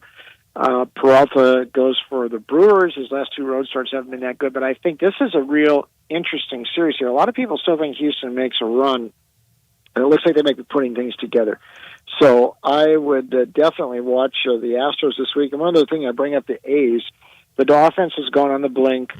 They're never that far from a long losing streak because they can have so much trouble scoring runs. They only scored 4 runs across 4 games, getting swept this week in Houston. They're into Kansas City tonight against Reagan's. Do you want Oakland or do you want to look under? I think this offense isn't doing anything right now, so you could look both ways, either against the A's, maybe on the run line, or just look under because they're just not scoring runs. I like that a lot. We also have the Preakness tomorrow. Mystic Dan obviously coming in, looking for that second leg of the Triple Crown. What do you like in the Preakness? How much are you paying attention to that tomorrow? Well, I'll pay attention. I mean, it just depends on if it's going to rain there, and Mystic Dan can run the rain. Now, they called Churchill Downs fast 2 weeks ago, but, man, it looked cuppy, and it had been raining there. This might be muddy tomorrow in Baltimore. That's a chance. Muth, thought Baffert's horse, considered the top contender. He scratched him this week because he doesn't want Muth to run in the rain. He's not a good mutter.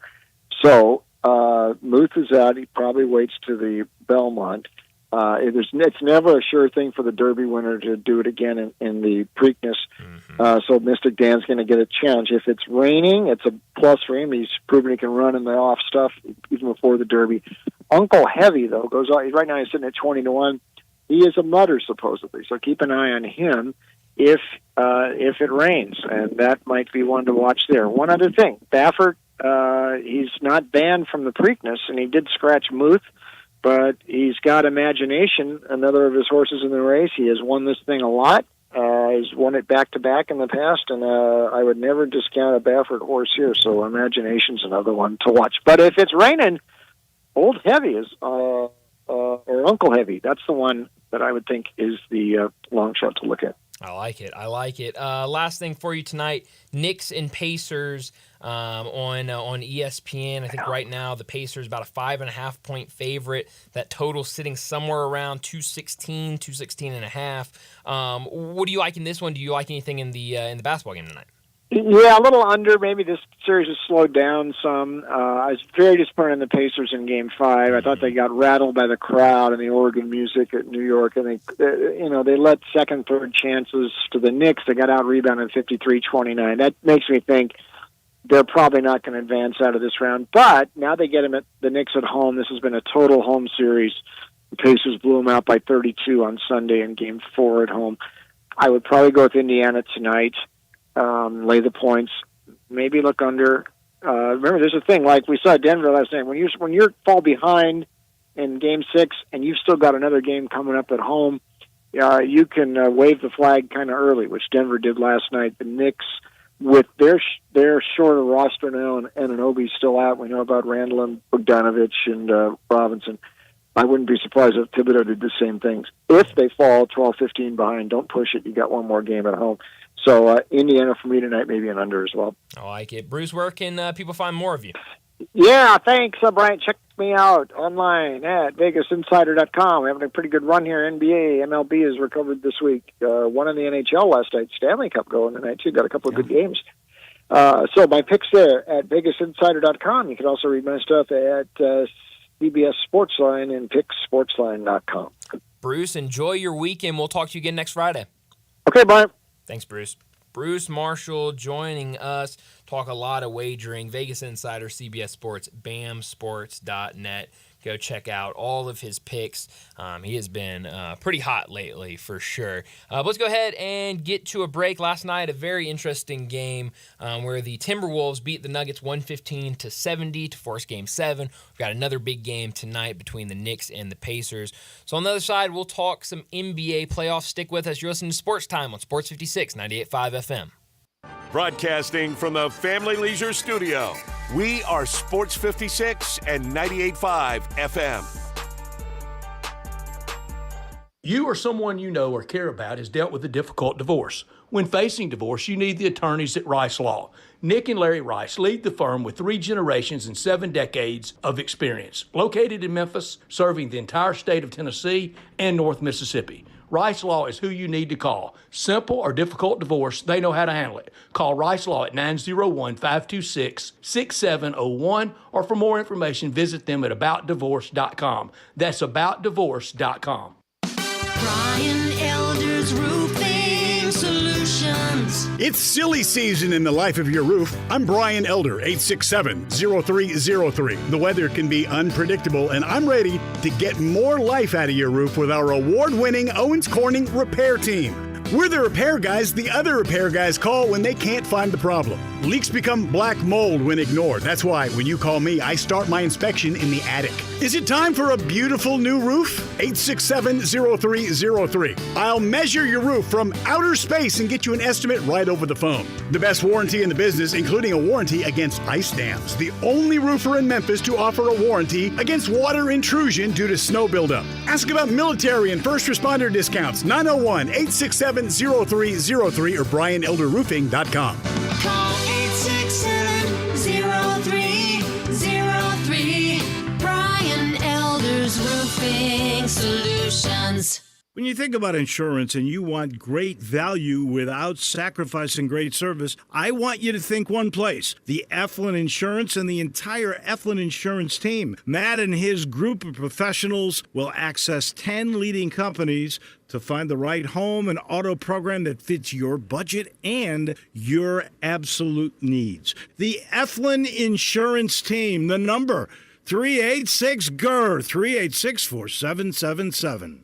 It's time to get to Gossett Kia on the Pike so Bobby J can put you in your new Kia today. Want summer fun and 41 MPG? We Gossett with 2024 Kia Forte LXS. $199 a month, $34.99 due at signing. How about 282 miles of EPA estimated range with new 2023 Kia EV6 Win? $249 a month. Get extra room and extra fun with 2024 Kia Telluride LX. $357 a month. Both $39.99 due at signing. All 24-month lease plus 0% APR for 48 months. Available on the all-new Kia EV9. And peace of mind with Kia's 10-year, 100,000-mile powertrain limited warranty. So hurry to Gossett Kia, 1900 Covington Pike. Online, KiaCovingtonPike.com. If you want it, we got it at Gossett Motor Cars. Include all rebates and incentives. Price excludes $695 PF. Lease includes PF $695. $650 acquisition fee. EV6 P5610964. MSRP $50,200. Telluride RG $510,849. MSRP $38,305. Forte LXS RE78169. MSRP $21,820. Must finance through Hyundai. Excludes tax title and license. See dealer for complete details. Offer valid through 5/31/2024 with approved credit. Dealer stock only.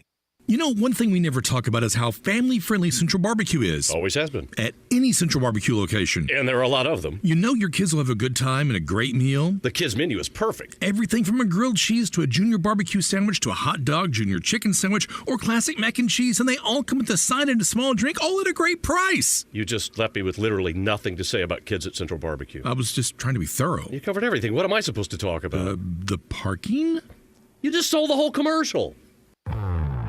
Now back to Sports Time on Sports 56 and 98.5 FM. Here once again are Brett Norsworthy and Bryant Dacus.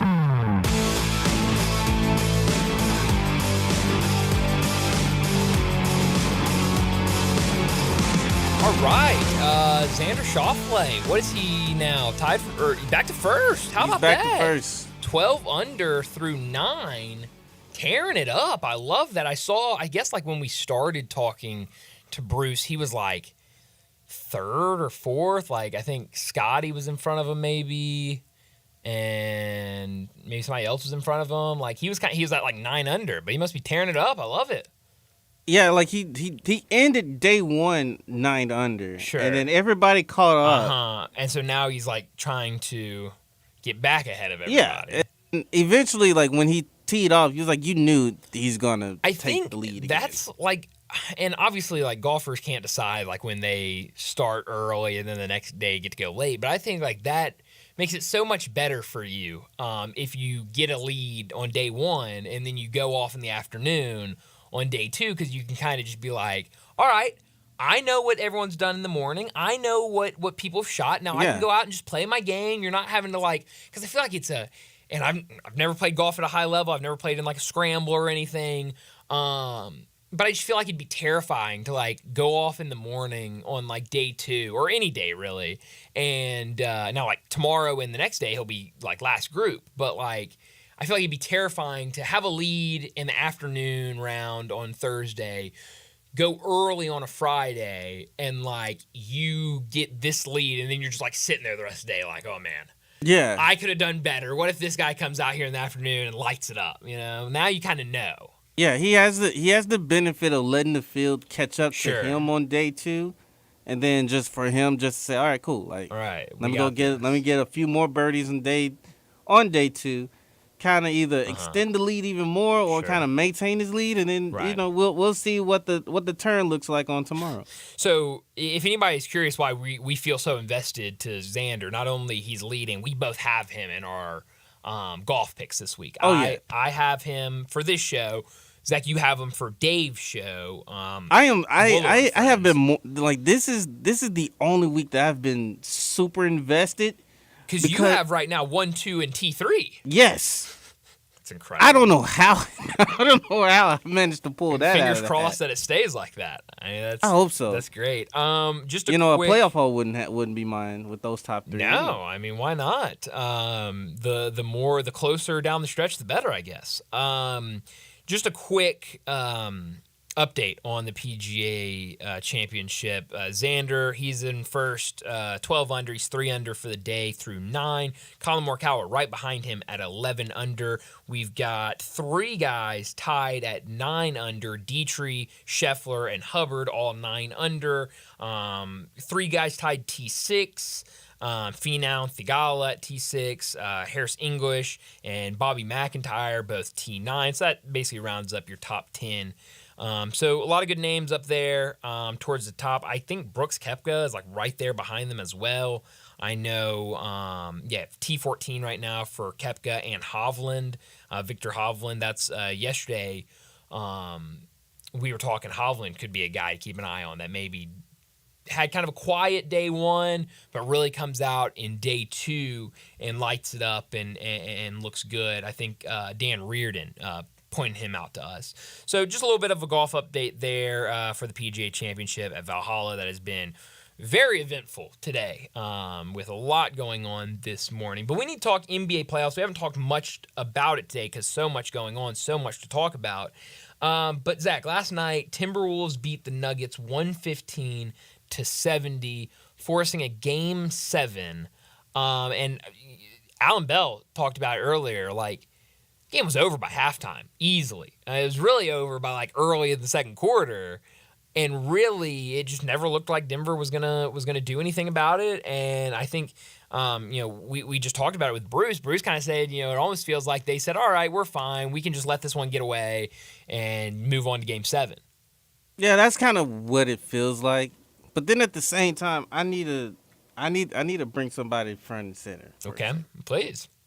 Michael Porter Jr., I need you to step forward, sir. Oh, all right. What did he's had a lot going on, Zach. I mean, it's been his personal life has not been the best lately. I mean, Scottie Scheffler was in jail true. for like an hour. Like, good point. And managed to get back on the course again. Like, great point. I mean, I can't argue with that. I mean, he's just a quick turnaround. He's tied third. Well, This the second major of the year? That's right. Major 2. Yes, sir. No, I need you front and center. All right, man. what are we bringing Michael Porter Jr. up in center for? Yo, he has been selling the entire series against the Nuggets. Oh man. And it shows. Yeah.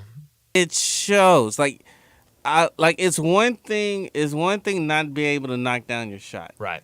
It's a whole other thing for you to not to be effective on the floor.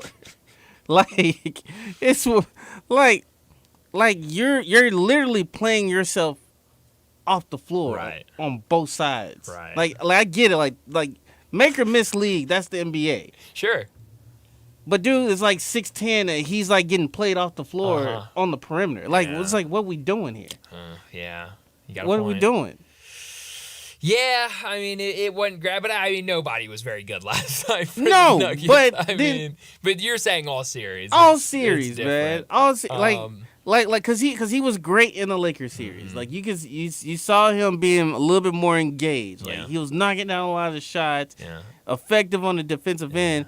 This series is like, well, I mean, they got two bigs on me. I don't know what else. I'm like, you're 6'9". Like do something. You're just as big as they are. Right. If not, you just don't have the pounds on them. If anything. That's a good point. But I mean, this Minnesota defense has been so good. That too. I'll give it's credit. Incredible what they can do night in and night out, shutting this down. I mean, those first 2 games, everyone was like, "This team's incredible." Like that's what I love about any sport. Maybe outside of like the NFL, because the NFL is like king. But it just feels like in every other sport, whether it's NBA, Major League Baseball, college basketball. Oh, college basketball happens all the time because the tournament's so big. But you get to the playoffs or you get to the tournament, and something that has been very evident all season long. Like you watch a regular season game in January, and you knew the Timberwolves have a great defense. They have one of the best defenses in the league, right? I mean, right. You could have seen that.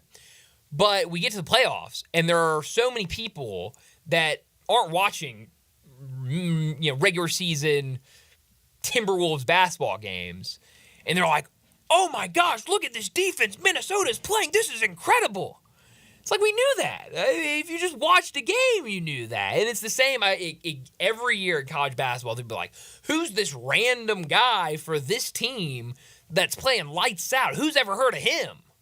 Like, well, if you watched the season, you knew who he was. Who's this Reed Shepherd kid? This guy can play basketball. Like, no, I mean, it's like I can't believe anybody hasn't heard of this guy. We knew about this guy. And that was I guess that's a bad example because Kentucky didn't look very good in their first game and got knocked out. But you get what I'm saying. I mean, Who keeping up? That's very true. But no, it's been who's Zach Golke or not? That his name wasn't Zach Golke. What was it? Some Golke. What was his first name? Was it Jack? Jack Golke. Jack Golke. That's right. Jack Golke. I remember I brought a big number in literally like 3 weeks before the NCAA tournament started. I was like, guys, this Jack Golke guy does not shoot twos. He only shoots threes. Like, this is incredible. And then, 2 weeks later, he's shooting way too many three-pointers in a game against Kentucky to knock them out. But they're good. But, I mean, it's always the defending champs, the Denver Nuggets. It's hard to beat them. Like, I don't think anybody should feel bad about, like, if the Timberwolves lose this series, I think a lot of people are going to be like, oh, rats. Like, you had them there. You're up 2-0. You folded. Whatever they're going to say. But, like, at the end of the day, it's the Denver Nuggets. Like, I've seen too many people, and social media is not a real place. Like, I think we all have to remember that. It's not. But, like, you see so many people, how could the Timberwolves be up 2-0 and now we're going to a Game 7? Like, bro, they're playing the defending champs. They're playing Nikola Jokic. I saw somebody point out on social media the other day, they were like, I see so many people bashing Rudy Gobert for the defense he's playing on Jokic. But I sit here and watch every possession, and, like, Rudy Gobert's doing everything he can, and Jokic is just, like, making shots 95% of the guys in the NBA can't make. Like, he's just an incredible player, and that's why he won MVP again. Like, he's special. This team's good. Michael Porter Jr. maybe not a part of that. Zach wants to bring him up on, like, Scotty Scheffler charges and, like, ban him from the NBA. I wouldn't ban him. I'm just saying, like, throw him in that same jail cell as Scotty Scheffler. You gotta play See better, how it comes sir. out. You can't just be jacking up threes all game and thinking that that's the only thing you can contribute. So we say all this, Zach. Who wins this series?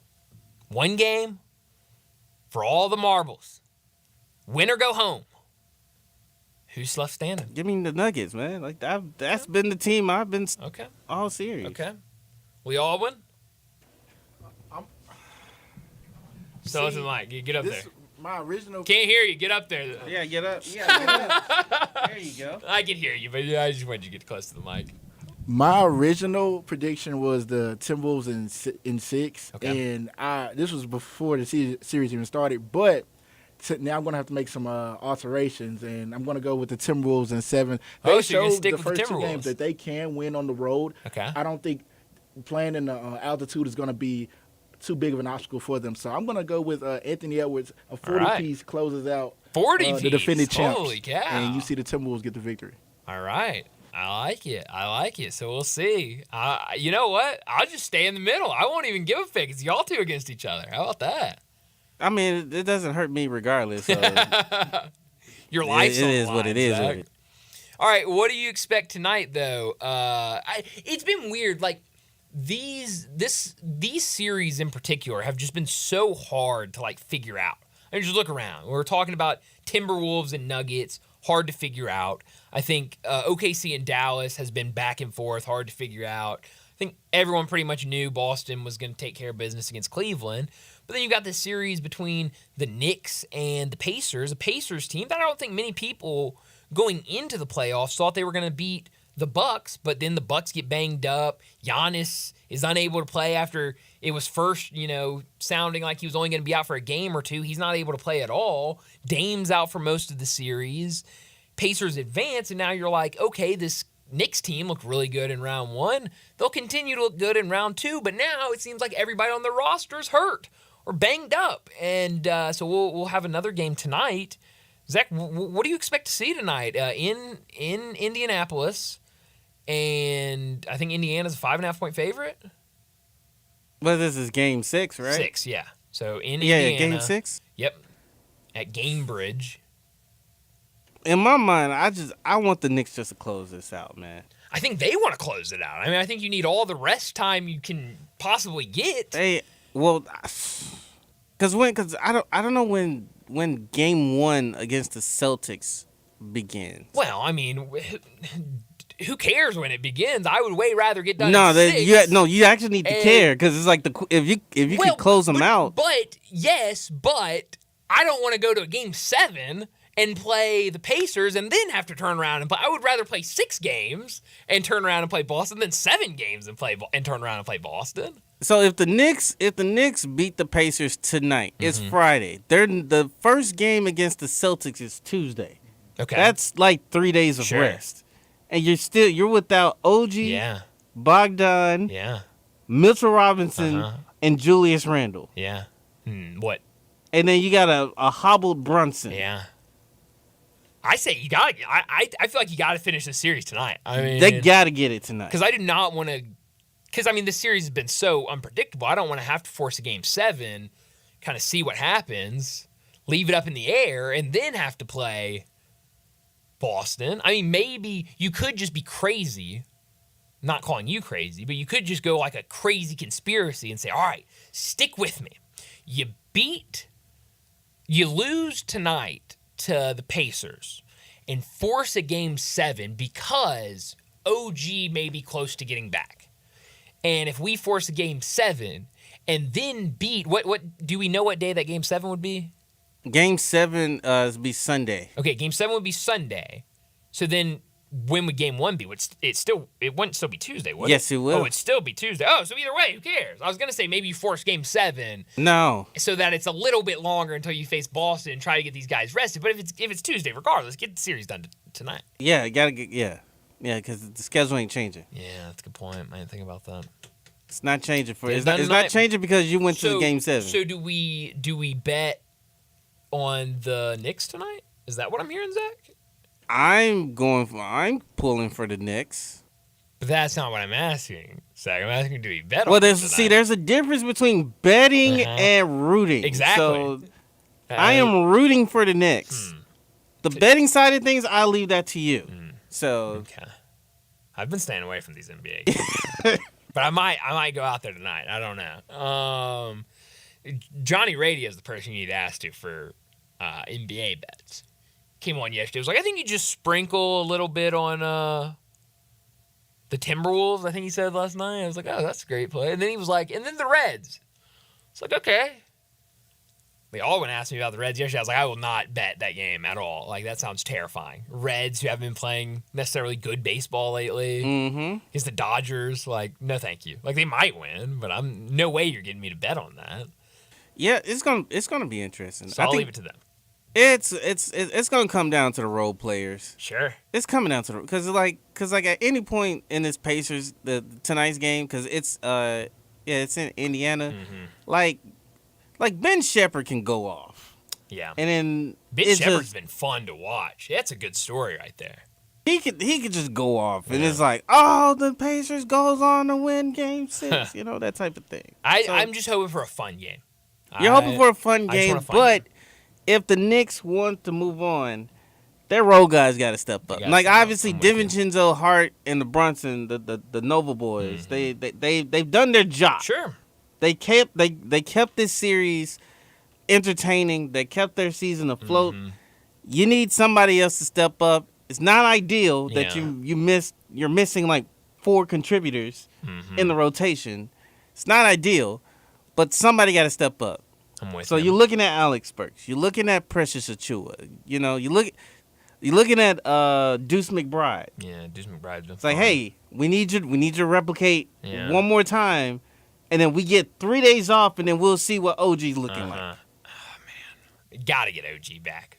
Yo, at some point during the Boston series, if you want even a chance, a shot at beating Boston. In my heart of hearts, if OG never gotten hurt, like this series would have been wrapped up in 5. Oh yeah, they would have rolled. I'm with you on that. This series would have been done in 5. Do you think and I know we're running late, do you think they knew how big OG was for this team? Like the coaching staff and stuff like that? Yeah, really? because OG's bigger than what his numbers are saying. Like, everybody's, we all know his numbers because he was like a target for the Grizzlies. He's 6'7", Every 3-and-D guy. Target for the Grizzlies, Zach. Yeah, of course. So he's like 6'7", 3-and-D guy. You don't see how big he is until he gets on the floor going up, playing the small ball 4, and he's having to guard Pascal. Yeah. Or he's having to guard What's the other boy name? It was Obi Toppin. Top, yeah. And then it's like, wait, huh? Like he's that versatile. He's that big, and having a guy that can like stretch the floor, knock down some threes, can play bigger than his size. It matters. Yeah. And you can just see out on the floor, like when the Knicks doesn't have when they don't have a guy that's not taller than 6'5" on the perimeter. Sure. They're struggling. Yeah. And you saw that like the last 3 games, three or 4 games. Like they're just struggling right now. Yep, they are. Well, I'm just hoping for a fun game tonight, and we'll see what happens. But it should be a fun weekend of basketball regardless with all this playoff action. But let's get to a break. When we come back, it'll be time for Big Number of the Day. You already know you can listen to Sports 56 anywhere with the Sports 56 app or at sports56whbq.com. But you can also watch us daily with live video of all of our shows on Twitter, Facebook, YouTube, and Twitch.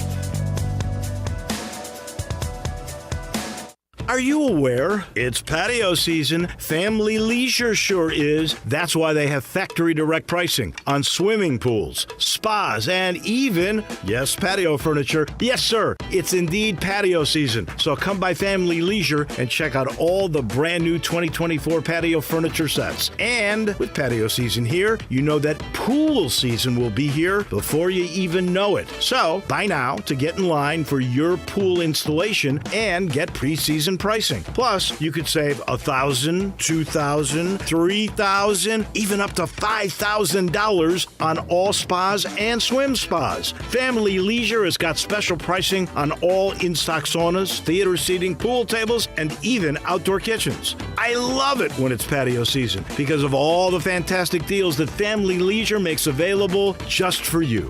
Family Leisure, Whitten Road at I-40, where family and fun come together. This is hard to believe, but the Hyundai Santa Fe is actually better? I know, that's crazy, isn't it? The 2024 Santa Fe is new, top to bottom, and even better than before. It's almost as big as the Palisade, so roomy, and now it's got a standard third row. Everybody's clamoring for that. And it's the best SUV when it comes to the ride than ever before. You know how with SUVs you love it because you're sitting high, but you don't get that luxury kind of ride like a sedan? You do with the 2024 Santa Fe. It's the best riding SUV ever, and it's quiet. It's the ultimate family car. All you've got to do to be sold is to test drive it. The people at Homer Skelton Hyundai are saying, come try it. You'll love it. Homer Skelton Hyundai, right at the corner of Highway 78 and Craft Road. First exit in Mississippi. Go see the ultimate SUV, the 2024 Santa Fe. Brian Elder's Roofing Solutions. It's silly season in the life of your roof. I'm Brian Elder, 867-0303. The weather can be unpredictable, and I'm ready to get more life out of your roof with our award-winning Owens Corning repair team.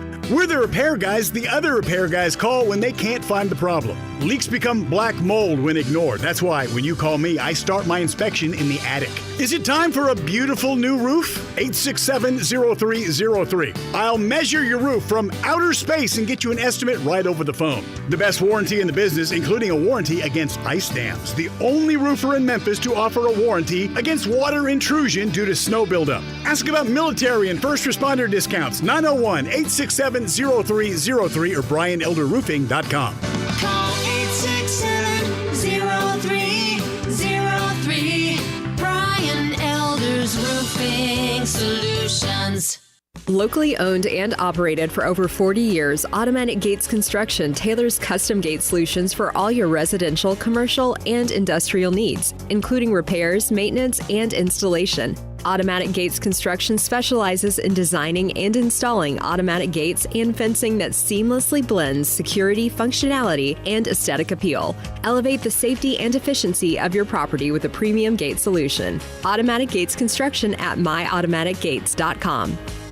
Get ready because the Gossett Mitsubishi Motors Summer Sales Event is on, and now is the best time to buy. You want 43 MPG Highway? We Gossett in 2024 Mitsubishi Mirage, $18,960 or $279 a month. 2024 Mitsubishi Outlander Sport. We Gossett, $27,350 or $399 per month. And your summer adventure starts with 2024 Mitsubishi Outlander SE. We Gossett, $29,865 or $449 a month. Plus, every Gossett Mitsubishi comes with Mitsubishi's 10-year, 100,000-mile powertrain limited warranty. That's Gossett Mitsubishi, 1870 Covington Pike, online 24/7 at memphismitsubishi.com.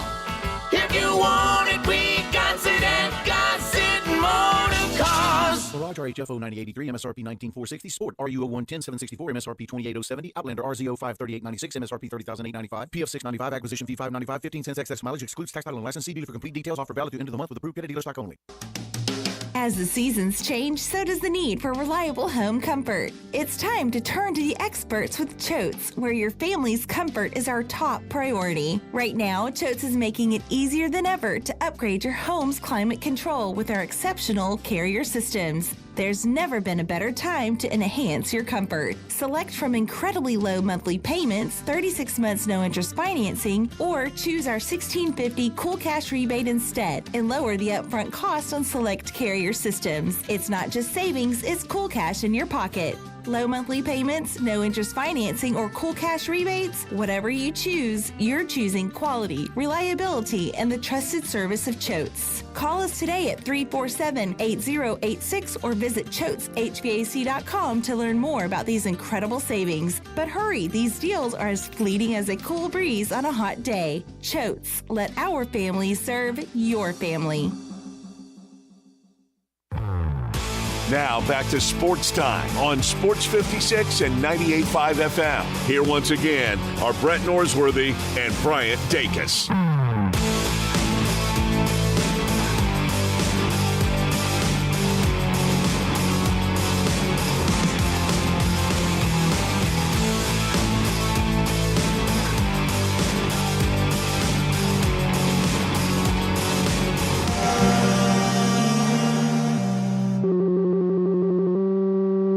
Big Daddy. Hello, Big Brand. It's a guy, he wants to be big, then he gets big, he doesn't want to be big anymore, then he gets small, but the suit's too big. Big Daddy. The big boy. You're a big guy. I think she's trying to pull a fast one on Big Daddy. The big number of the day. All right, I got a couple different big numbers today, but I will start with one from Major League Baseball. It is the number 4. Last night, the Reds defeated the LA Dodgers, and it was a big game from Elly De La Cruz, who took over Major League Baseball last year when he was called up to the Reds. Like I said, my big number is 4. Elly De La Cruz last night became the youngest Major League player in the modern era to go 4 for 4 or better with 4 or more stolen bases in a game. Just an absolutely crazy performance by Elly De La Cruz. My second big number comes from basketball, and it's about the Timberwolves. 45 is my big number. The T-Wolves beat the Nuggets by 45 points last night. No team has ever beaten the defending NBA champs by more than 36 points in the playoffs before last night's win by the Timberwolves. So that is extremely impressive. 2 teams had beaten the defending champs by 36 exactly in the playoffs. The Mavericks over the Lakers in 2011, that was in the West Semis, Game 4, and the Spurs over the Heat in 2013 in the NBA Finals, Game 3 of the NBA Finals. So some interesting big numbers there, but let's go ahead and wrap up this second hour and get to a break. And when we come back, it's all about the horses. We're talking about the Preakness with Dick Girardi.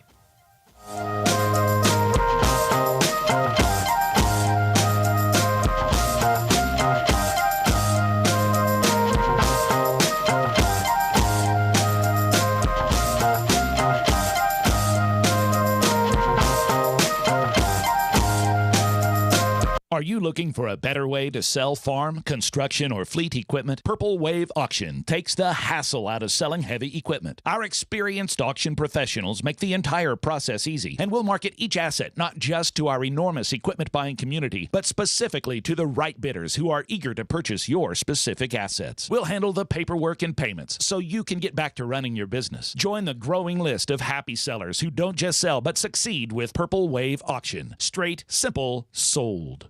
I think a lot about golf, and when I think golf, I think Miramichi. Did you know Miramichi Golf Course offers membership? It's a great way to play more golf for less out of pocket. Their memberships run for $300 a month plus tax, and that includes unlimited rounds and range balls, no extra cart fees, priority tee time booking, and discounts in the pro shop. Oh, by the way, there's no initiation fee. Miramichi green fees, they'll allow you to choose the right rate at the right time on the right day for your needs. If morning tee times are more important, you can book up to 14 days ahead of time to reserve your spot. If rate is more important to you, there are discounted evening rates available that you can choose from. You'll find the lowest rates on Tuesday through Thursday afternoons. Sometimes you just need to escape the hustle and bustle of life. Miramichi Golf Course provides just the right place to solve that need. The name Miramichi means place of happy retreat. When you need a quiet, peaceful round of golf, please make your way to Miramichi.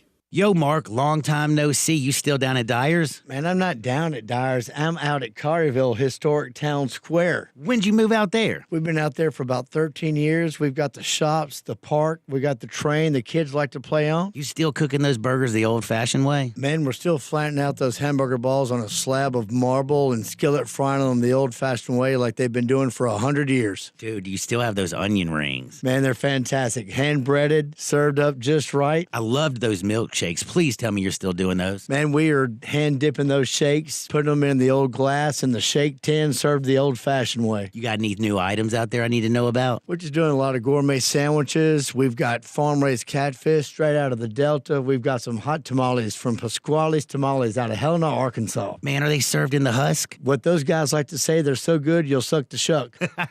Go see my buddy Mark at Dyer's Cafe in Collierville's historic town square.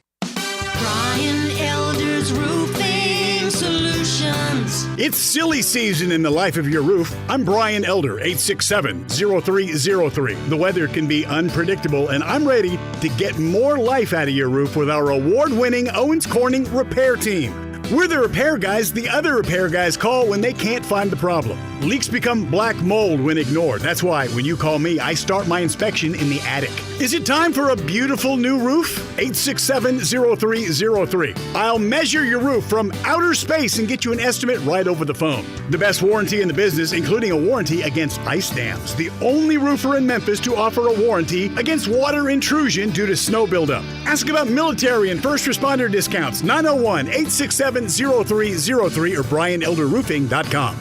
Call 867-0303. Brian Elder's Roofing Solutions. We are Sports 56, WHBQ Memphis, and W253DF Memphis.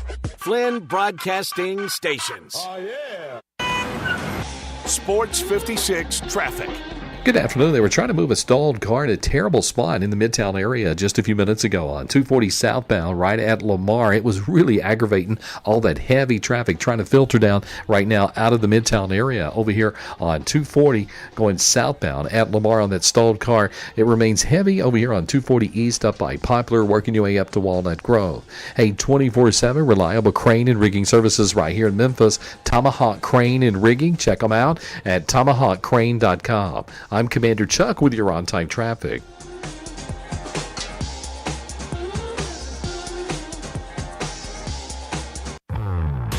Now back to Sports Time on Sports 56 and 98.5 FM. Here once again are Brett Norsworthy and Bryant Dacus.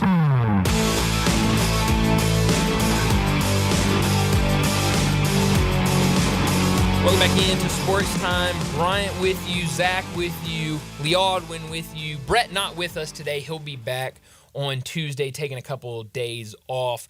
But joining us now to talk about the Preakness tomorrow afternoon, Dick Girardi joins us on our Sissy's Log Cabin guest line.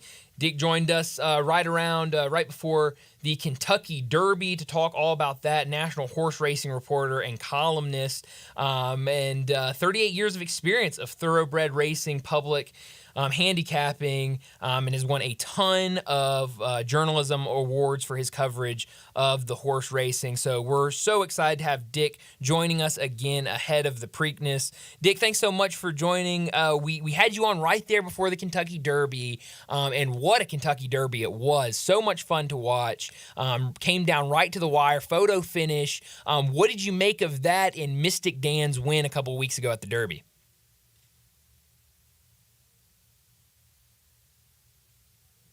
Right, nose. So, yeah, that was wild because it looked like Mystic Dan had it and like 100 yards to go, and then the two horses come charging out of it at the finish, and you're not really sure who won. So, yeah, that was great. I mean, and I would think that would help the audience tomorrow if people want to come back and see what's going to happen with Mystic Dan. It's unfortunate Sierra Leone's not coming back to run. And the Japanese horse, Forever Young, by rule in Japan, he had to go back to Japan. He didn't really have any choice. He couldn't stay any longer.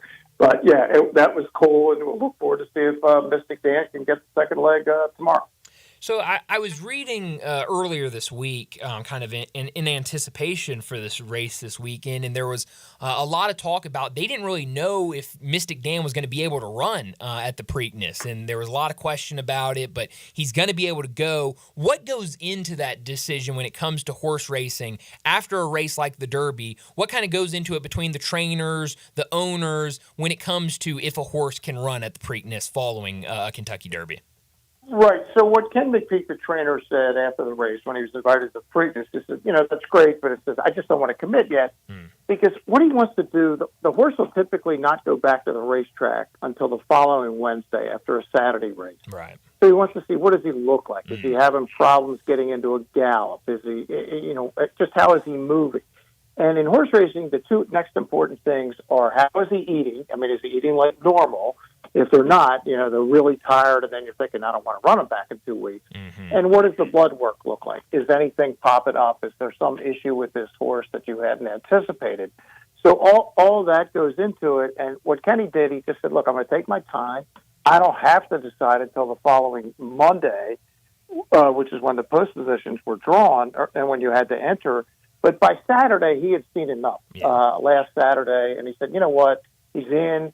And he actually was the first horse to get the Pimlico. They put him in a van on Sunday, and he got there. But, yeah, it's just you just want to make sure. It's interesting. Back in the day, there would have been no thought about this, but they just don't run horses back in 2 weeks that often.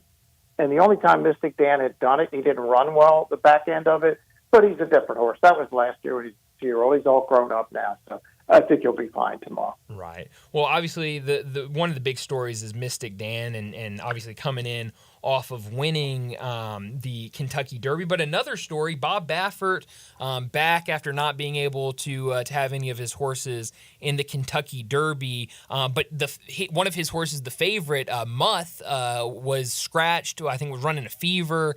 They ended up scratching him earlier this week. What do you expect this weekend in terms of Bob Baffert? Do you expect any news from him and his horses? How do you think they shape up in this field? Yeah, look, I think the horse that was scratched probably was going to go favorite, and I liked him. I really thought his Arkansas Derby was really strong, and he actually beat Mystic Dan pretty convincingly in that race. But as you said, he developed a fever and couldn't run. So he does have another horse, Imagination, who I think it looks a lot like National Treasure, who won for Baffert last year. I think he's dangerous because he's got early speed, and there's very little other speed in this race. So I think that gives him a realistic chance. I think there's 8 horses. I think you can make a case for 4 of them. After that, it starts to get complicated. Catching Freedom was 4th in the Kentucky Derby. Certainly ran well enough that if he improves a little bit, he could win. And Tuscan Gold, who was, I thought, a real strong 3rd in the Louisiana Derby behind Catching Freedom. And Chad Brown has won this race twice and just missed another time since 2017. So, and this horse kind of fits that pattern. So I think those are the 4. You just got to figure out how are you going to separate them and how are you going to play it. Yeah. And then you've also got the legendary trainer Dwayne Lucas back with a pair of horses running this weekend, Just Steel and Seize the Gray, which I love that name.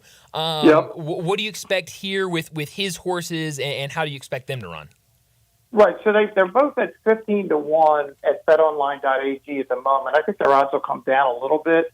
I like Just Steel a little more than I like Seize the Gray. I think Seize the Gray is more of a miler. I just think it's a little too far for him. But you mentioned Wayne Lucas. This is kind of a cool stat. He won his first Preakness 44 years ago, which is exactly half as old as he is. He's 88. Wow. So that's half a life ago that he won his first Preakness. He's won 6 of them. And Baffert's won 8. Chad Brown's won 2, and Kenny McPeak won 1. So you got 4 trainers in here that have won a combined 17 Preaknesses. So they got this baby a little locked up between that group. And you know, the only one that hasn't of the horses that I was talking about is Brad Cox. He's got Catching Freedom, but you know he's going to win the Preakness, and this might be potentially could be the year. Dick Girardi joining us to talk the Preakness tomorrow afternoon, and I know we talked about it before the Kentucky Derby. It feels like really this weekend around sports in general we're talking about weather, but it sounds like weather going to be a factor again tomorrow for the Preakness. What have you heard when it comes to the forecast tomorrow in Baltimore, and how much will rain, if there is rain, impact this race? Yeah, it looks like we're going to get some rain during the day. I've seen the most forecast I've seen has about a half an inch, but like all day long. So it's not like it's going to be an all-day downpour. Right. And the later in the day, there's less of a chance of rain. But because it's coming early, I don't know what their chances of are getting the racetrack fast for the Preakness at 7 o'clock. That's really what we're talking about. They were able to do that in Kentucky. It was a sloppy track early in the day, but they worked with it. It didn't rain anymore, and they were able to get it fast. To be determined whether that's going to happen in Maryland. Now, if it is muddy or sloppy, Mystic is going to be fine with that. He won huge in Arkansas on that kind of a racetrack. And Uncle Heavy, the Parks horse up here from Parks in Pennsylvania, the Pennsylvania bred, he's won 2 stakes races on off tracks. So they're pretty much confirmed that they can do it. And whereas a couple other horses haven't been on it, you really don't know what's going to happen with them. Yeah. I've got to ask you this because I was thinking about it when I was watching the Kentucky Derby a couple weeks ago, and I've heard some people referring to horses and talking about this this week as well. And so I'm curious. They were walking it during the Kentucky Derby. They were walking the horses, and one of the reporters noted that one of the horses was looking sweaty. What does that mean for a horse? What does that indicate to people if a horse is sweating, if it looks a little sweaty going into a race? Yeah, so without knowing what the horse looked like in the previous race, you know, does he always sweat? Right. It's hard to know exactly what that means, but typically you don't want to see that on a day that's not very hot. It's a hot day. Yeah, they're going to sweat. I mean, just like we do. But yeah, to me, it's what's the history with this horse.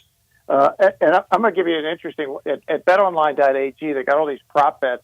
I was just watching the Pimlico Special, which is also at a mile 3/16, like the Preakness. They ran that in over a minute 57 seconds. The over/under on the Preakness time is 1:55. They're definitely going over unless this track speeds up dramatically overnight. So that's a prop bet you might want to take over 1:55 for the winning time. I love that. And again, you can find all these odds at betonline.ag. A great place, especially when it comes to these horse races, to go and get those odds. Okay, so we've talked about a lot of the horses that we'll see tomorrow afternoon. But obviously, the big story is, can Mystic Dan get that second leg of the Triple Crown down tomorrow afternoon? When you look at what he did at the Kentucky Derby, you look at the rest of the field, you look at the weather conditions, what's the possibility, what are the chances for Mystic Dan to win tomorrow, and who would be the biggest competitor to him? I think he's the most likely winner. I'm not saying, hey, I love him, because I think there are other horses that could win. Here's a bet I would recommend, just trying to get the best possible value for your money. Sure. He's 7-1 to win the Triple Crown. Do I think he's going to win the Triple Crown? I don't really, but let's say you like him tomorrow, and you're going to get maybe 2-1. Why not bet him to win the Triple Crown? Because if he does win tomorrow, then you're sitting holding 7-1 at betonline.ag. And in the Belmont, he's going to be 8-5 or 2-1. So you have a hell of a bet. Yeah. So that's what these prop bets are about. Just try to give yourself the best value. That's kind of how I would approach it. But there are horses that can beat him. Imagination can beat him. Mm-hmm. Catching Freedom maybe a little less likely. Tuscan Gold can certainly beat him. But if all the horses run the best they've ever run, and that includes Mystic Dan, he's going to win again. If he runs the race he did in the Derby or in Arkansas in that Southwest, they're not going to beat him because he's just faster than they are. Right. Well, Dick, I know you have to run here in just a second. So before we let you go, I've got to get your win, play, show in fourth for tomorrow. Much more limited field this week than what we saw a couple weeks ago at the Kentucky Derby. But what are you looking at tomorrow for this Preakness race? So I'll give you the numbers and then the names. So Mystic Dan to win, that's 5. Then Imagination second, Tuscan Gold third, and I'll give you one long shot, Uncle Heavy fourth. So it'd be like 5, 9, 8, 2. I'm going to try to get Catching Freedom off the ticket. Now, if he's on the ticket, I'm not going to be shocked, but at some point, you can't be playing the 4 favorites here. You need something to potentially win you some money. And Uncle Heavy's a horse who's going to be running at the end. I don't particularly like either of Lucas' horses. Mugatu, to me, is just hopeless. I don't think he's got any chance. Uncle Heavy, maybe runs on for third or fourth, something like that. So, yeah, that's my 1, 2, 3, 4 for the Preakness. I like that. And Dick, before we let you go, I want to go back to the Kentucky Derby one last time. Sure. Fierceness was the favorite going into that race. What did you see during that race that stood out to you about his performance? Everybody talking about him going into it, but obviously couldn't get it done. What did you see from Fierceness? Yeah, it was baffling because he got exactly the trip I thought he was going to get. The third in the clear, no real competition in front of him, horses that he's clearly better than. And then they hit the far turn when I said, all right, he's ready to roll. He had nothing. Yeah. It's one of the weirdest horses I've ever seen. His first race, he won big. His second race, he got crushed. His third race was the Breeders' Cup. He won big. His next race, he ran not great. And then he wins the Florida Derby by double digits, and then he gives you that. So every other race, he's bad. It may be he just needs the lead by himself. That may be it. He just doesn't want any horses in front of him. That's possible. Although in the Breeders' Cup, he didn't have the lead by himself. So, yeah, it was very strange. And I'll give you a stat. Randy Moss from NBC Sports gave me this stat. Todd Pletcher, his trainer, he's one of the greatest in the modern history of the sport. He's won 35 final Derby preps with horses that then went on to win the Kentucky Derby. Not only are they just 1 for 35 in the Derby itself, the average finish is 11th, beaten by 20 lengths. It's like, I mean, I kind of knew that it was bad. I didn't realize it was that bad. But Fierceness to me was the best horse he'd ever brought to the race. Yeah. And it's just weird. I can't. I mean, this is a guy that's one of the smartest guys in the business, but for some reason his horses run so off their regular form. And this was only the second favorite he'd ever had, the Derby. Yeah. The first one won, Always Dreaming, back in 2017. And I thought this horse was way better than Always Dreaming, and he was just dreadful. Wow, yeah, no, it was definitely a little weird to watch. I know a lot of people are going to want to go out and bet on the Preakness tomorrow. Go out to betonline.ag, check out all their odds, place those bets for the Preakness tomorrow. Dick, as always, thanks so much for joining us. Really appreciate it, and let's do this again soon. Sounds good. Thank you. Thanks, Dick. Dick Girardi joining us to talk the Preakness. And again, one more time, go online to betonline.ag for the best odds on the Preakness and really anything else you need to look for. I know they've got all of their win totals and stuff already posted for the football season, so make sure you go and check out betonline.ag. All right, well, we got his win, play, show in fourth. He's going with Mystic Dan to win, 9 to place, 8 to show, and then fourth he's going with number 2. I need to pull up those numbers. So he's going Mystic Dan to win. He's going Imagination to place. Going 8, Tuscan Gold to show, and then he's got the number 2, which is Uncle Heavy to finish fourth. So very interesting for him. I'll go with mine. To win, I'm going to go with kind of a long shot, but everyone's been telling me it might be muddy, it might be rainy out there, and if it does happen like that, that Uncle Heavy is the horse to look out for. So for my win, I'm going to go with Uncle Heavy. Place, I'm going to go with Imagination. Show, I'll go Just Steel, mainly because I remember him from the Kentucky Derby. And fourth, I'm going to go with Mystic Dan. I think people were surprised that Mystic Dan won it, and so I would not be surprised if we see a no-show for him. I hate to say that because I know so many people want to see him go out there and get that second leg down for the Triple Crown. Brett, his win, play, show, and fourth, he's going to go with Catching Freedom, the 3-horse, to win. Mystic Dan, the 5, to place. Tuscan Gold, the 8, to show. And Imagination, the 9-horse, to finish fourth. So for his $2 trifecta box, 3, 5, 8, 9. So that's going to be interesting to see. And finally, we got to get Lee Aldwin's win, place, show in fourth for tomorrow's Preakness. This is, other than golf picks, this is the first pick you've made. It's like a second pick you've made behind golf pick. In our next segment, we'll get to Showboat Bankroll, which we're really going to put you on the spot and make you pick something. So, Lee Aldwin, if you're ready, give me your win, place, show, and fourth for the Preakness tomorrow. Mic's not on. There you go. Can you hear me? Yeah, I got you now. So I was looking at the odds, and there's a few that stood out to me. I'm gonna go with a 12. There's a 12-1 underdog. Okay. Seize the Gray. Oh, I like Seize the Gray. I like that name. That's my win. My second one would be. I hate to go with the cliche, but I'm gonna go with Mystic Dan. I like it. My third would be Tucson Gold at 9-2. Okay. And my fourth one was going to be Mugatu at 20-1. That's my long shot, Brian. Mugato. Yes. What number is he? Let's see.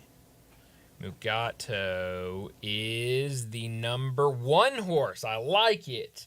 Mugato. I like that. See, I'll be completely honest. I always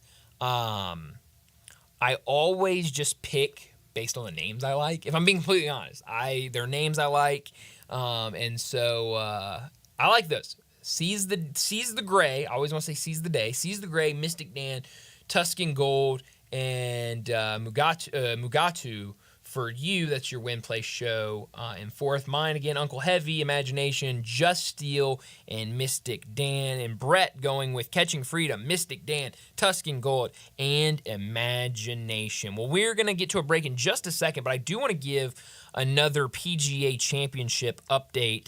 Last we looked at the leaderboard was earlier in the last hour, so we'll take a look at it. Xander, he's 12 under right now in first place through 12 holes, 3 under on the day. Colin Morikawa right behind him, 11 under. He's done for the day.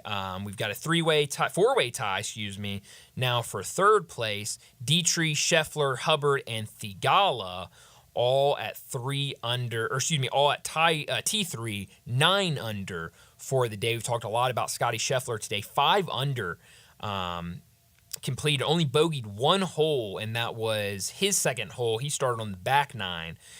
So it was number 11, but a really good day for Scotty Scheffler after everything that happened this morning. Some other notable guys, Bryson DeChambeau, his T12, 6 under. Lee Aldwin, that was your pick yesterday, your shock pick, I believe. We've also got Brooks Koepka, who is T10 at 7 under. Tiger Woods, not a great day for Tiger today. I think a lot of people were pretty happy with what he did yesterday. 1 over on the day after 1 round, but today, not very good. 6 over in round 2 for him. T136, 7 over. He's only through 11 holes, so still a lot of golf to play, and it's not been a good day. He started on the front 9, double bogeyed 2, triple bogeyed 2, it looks like, and then triple bogeyed 4 as well. I don't know if that all adds up, but he's not had a good day. A lot of bogeys on his card or worse. And so we'll see how he can finish off, as it looks like he's on 12 fairway right now. And we'll see if maybe he can get that down a little bit. So a little bit of a whip around for the PGA Championship going on up in Louisville. How much are y'all going to watch the Preakness tomorrow? Y'all going to watch, or y'all going to just kind of tune in? Zach shaking his head no. Lee Aldwin, will you watch it tomorrow? I think I'll give it a glance. I do want to see if any of the picks that I made, if they even come up close to succeeding and winning. The thing we talked about after the Kentucky Derby, Brett and I did, is we're watching the Kentucky Derby. They're running. It ends. It's super close. They finally say, like 4 or 5 minutes later, Mystic Dan wins, but we don't know. They didn't announce anybody else after Mystic Dan. They didn't put a leaderboard up there of like who came in second, third, fourth, whatever. And so like I'm sitting there and like I think my dad was texting me. He was like, "So did any of your picks do any good at the Kentucky Derby?" I was like, "I don't know. All I know is Mystic Dan won. I have no idea who finished behind him." And so that makes it a little hard. I'll probably watch it just because of the perspective of getting a Triple Crown. You know, if Mystic Dan could go and win it, none of us feel very confident in him. I think Dick Girardi felt pretty confident. I think he has him winning, but us three didn't have him winning. But I think, that's there.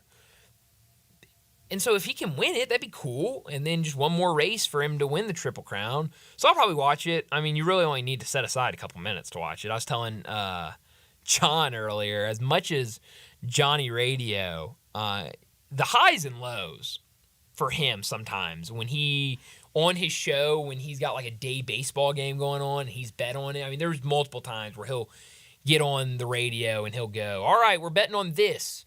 Then he'll go to a break. He'll come back and be like, "Oh, no, that team's down by 1 run. It's over." And I'm like, "John, like, calm down. Like, we're good. You're going to be all right. It's a 9-inning baseball game." So, like, I feel like horse racing is good for him because it's like a couple minutes and you know who the winner is, And so, yeah, it'll be fine. I'll probably take a couple minutes and watch it tomorrow night. A little bit later tomorrow than the Kentucky Derby was. Kentucky Derby was a little bit in the afternoon. So that should be fun tomorrow. And again, we thank Dick Girardi for joining us to talk the Preakness. And also, again, if you're betting the Preakness tomorrow, if you just want to look at odds, betonline.ag is the place you need to go to check out all of that. Well, let's get to a break. When we come back, we got to talk about what's trending. We got to get to Showboat Bankroll, talk about some other things as we get into the weekend. So we'll do that on the other side. Stick with us. You're listening to Sports Time on Sports 56, 98.5 FM. Start your day with Sports 56 Mornings with Greg Gaston and Eli Savoy. Weekday mornings from 7 to 10, right here on Sports 56 and 98.5 FM. Welcome to the Rendezvous. This is John Vergas. When my dad started the Rendezvous in 1948, I don't think anyone could have imagined we'd still be serving shoulder, cheese plates, and our world-famous dry rub ribs 75 years later. But we are still here in the basement, in an alley in downtown Memphis. We sincerely thank you for making the Rendezvous what it is today. Charlie Vergas Rendezvous, a legendary experience for over 75 years, whether you dine in, pick up, or ship across the country. Simple, smooth, and every sip as easy as the last. Tito's handmade vodka tastes just as good with tap water as it does your favorite mixers. Back in the day, Tito distilled, hand-bottled, taste-tested, sent out to a few friends, then taste-tested again to give you the finest juice around. No frills, no flavors, no fancy labels, just the good stuff, just Tito's. For recipes, videos, and more, visit Tito'sVodka.com. Distilled and bottled in Austin, Texas. 40% alcohol by volume, namely 80 proof, crafted to be savored responsibly. One of the key things that separates Genesis Diamonds from other jewelry stores is nobody's paid on commission. Vice President Ina Avraham says Genesis Diamond experts are never incentivized to get you to spend more or to buy something that's not in your budget. Doesn't matter how much you spend. If you spend $500 or $50,000, their main focus is finding the perfect engagement ring or piece of jewelry with no pressure or sales tactics. So when you walk into Genesis Diamonds, you can relax, take your time, get the education you deserve, serve and make a decision that's best for you, not the salesperson. They can trust us. It's a huge, huge difference when you know that that person is just going to focus on what I want, what I am looking for, not what they want to sell. No pressure, no risk, no pricing games, no nonsense. At Genesis, it's about making you happy. It's for life. It's a customer for life. It's a relationship for life. Genesis Diamonds and luxury pre-owned Rolexes at Poplar and Perkins Extended. I am Ina Abraham, and my accent is always on value. Are you looking for a better way to sell farm, construction, or fleet equipment? Purple Wave Auction takes the hassle out of selling heavy equipment. Our experienced auction professionals make the entire process easy, and will market each asset not just to our enormous equipment buying community, but specifically to the right bidders who are eager to purchase your specific assets. We'll handle the paperwork and payments so you can get back to running your business. Join the growing list of happy sellers who don't just sell but succeed with Purple Wave Auction. Straight, simple, sold.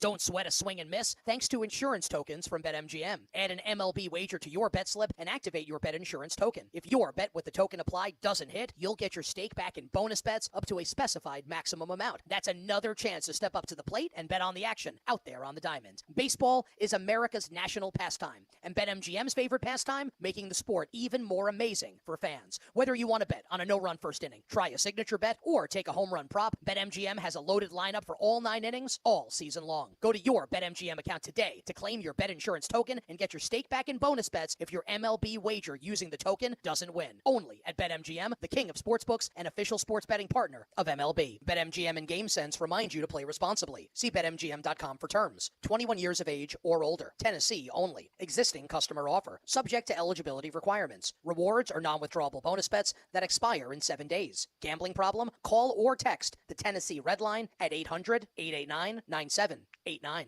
Do you know one of the best things you can do for your employees or family's health? Provide Arctic Clear bottled water. Arctic Clear bottled water is your locally owned and operated bottled water provider. Arctic Clear is 100% natural spring water with free delivery and setup, dependable service, and no long-term contracts. What an easy choice. Call Jeff Manus today, 901-382-2363, or visit arctic-clear.com. Arctic Clear bottled water. Call now, 382-2363. That's 382-2363.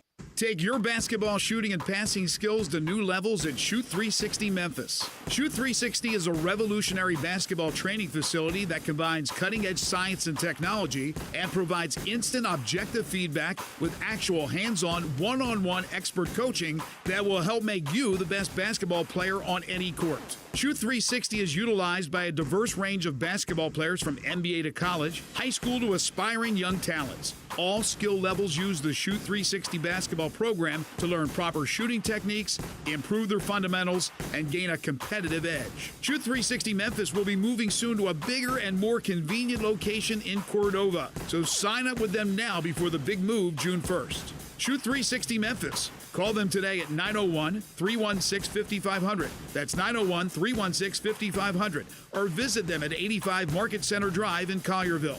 The future of basketball training is here. Shoot 360 Memphis. Sports 56 traffic. Good afternoon. We've had several accidents out here, that's for sure, but it's Friday. What do you expect? There's heavy traffic waiting for you over here on 240 East up by Poplar. It's busy now on 240 as that traffic gets onto 385 Bill Morris Parkway, headed out towards Collierville. Traffic's on the increase south now, down into South Haven on 55 South, all the way down into DeSoto County. Weimer's Jewelry, 7525 Highway 64 is your full-service, family-owned jewelry store right here in Memphis. I'm Commander Chuck with your on-time traffic.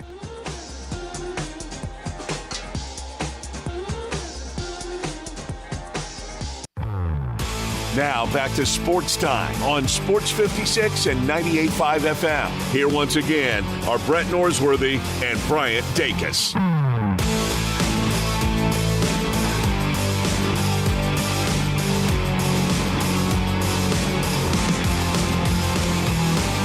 Welcome back into Sports Time. Bryant and Lee Aldwin with you. Zach Boyd also hanging out with us. No Brett today. He's out for the weekend. He'll be out again on Monday, but he'll be back on Tuesday with us. And we got a little less than 30 minutes left in today's show. Got to talk about what's trending, but we got to start off with the Memphis Showboats. They're back in action this weekend as 3 games left on the schedule. And For being honest, it's been a pretty disappointing season for the Showboats, and with the first year of the UFL.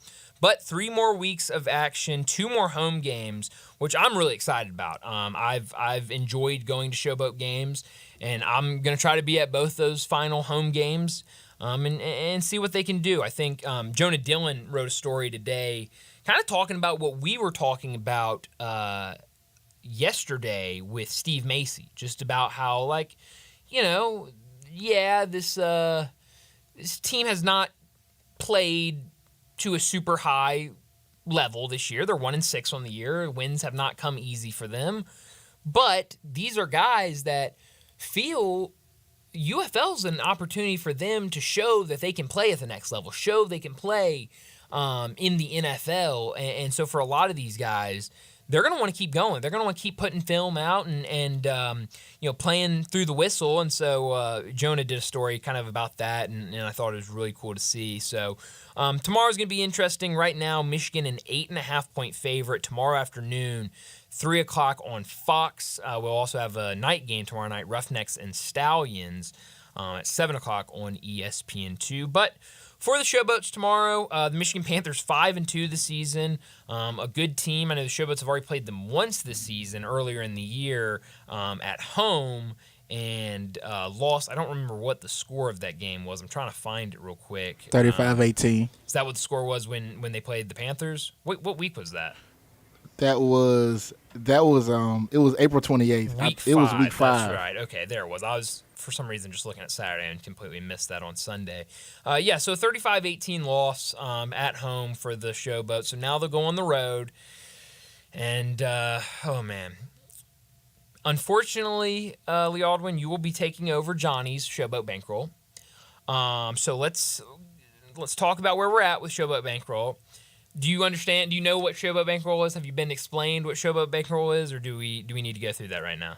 Could you go ahead and explain perfect. it again? Yes. So Showboat Bankroll is basically we just bet on the game.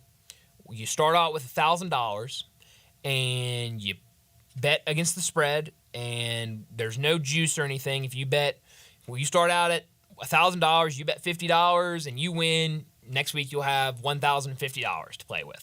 So we've been doing that all season long, and we'll count the money up at the end, and whoever's got the most is the winner. So let me go through where we sit right now. Brett has been on fire this year with Showboat Bankroll, 6-1 on the season, up to $1,475, so $1,475. So he's in first place. I'm behind him, 3-4 on the year, $950. So I'm down $50. Brett is up $475. And then now Lee Aldwin was Johnny's. Now it's yours, Lee Aldwin. 2-5 on the year with $825 to your name. So the line, Michigan minus 8.5. Brett is going to take Michigan minus the 8.5 for $75. And he's just kind of running away with it. It feels like this is over with only 3 games left to play. So Lee Aldwin, $825 to play with. Michigan, an 8.5-point favorite tomorrow. What are you going to take, and how much money? I'm gonna go big because 3 weeks to play though. I gotta keep that in mind. I'm gonna go big though because I feel like while yes you could have the cliches of Memphis still is playing for something, I feel like Michigan's trying to build their momentum as they go towards the playoffs. And at 5-2, and having seen them already dominate Memphis at Memphis's place, I'm gonna go with Michigan minus 8.5, and I'm gonna take $100. Okay, so you're going to take Michigan minus the 8.5, and you are going to take it for $100. Typing this out real quick because I need to get it to Brett so that he can keep up with all of it. Okay. Oh, man. $100.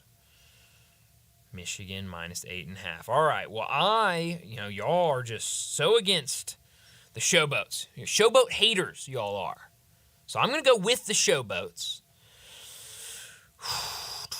I have $950. I will go Showboats for $50. I will not go as high as you. I will just go with $50 on the showboats plus the 8.5.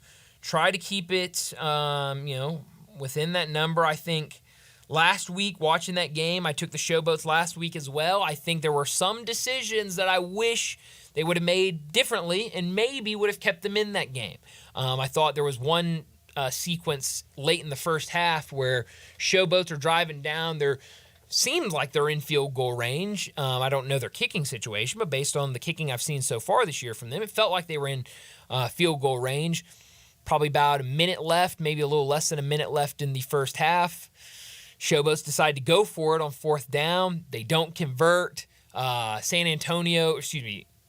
Arlington gets the ball, and they drive down the field in like 30 seconds and score before halftime and extend that lead. If they had kicked the field goal, it would have taken it from like a 7-point game to like a 4-point game. So I wish they had taken that field goal. So I'm thinking maybe if things can, fall in the right direction for them, they could keep this game close, maybe even win it. So I'll take the showboats for $50. Give me them plus 8.5. So we'll see what happens there over the weekend. Should be fun. I'm interested to see. Another thing I'm kind of interested about, and we touched on it yesterday, but I want to spend this last couple of minutes that we have talking about it. It's the situation going on in Cleveland with the Cavaliers.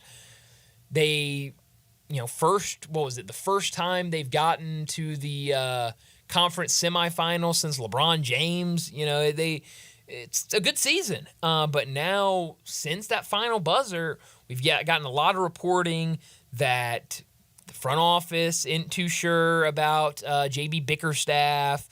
There were some rumors that Dylan Mitchell wanted out. There were rumors that Darius Garland's team was telling the Cavs it was either Garland or Mitchell that they had to choose.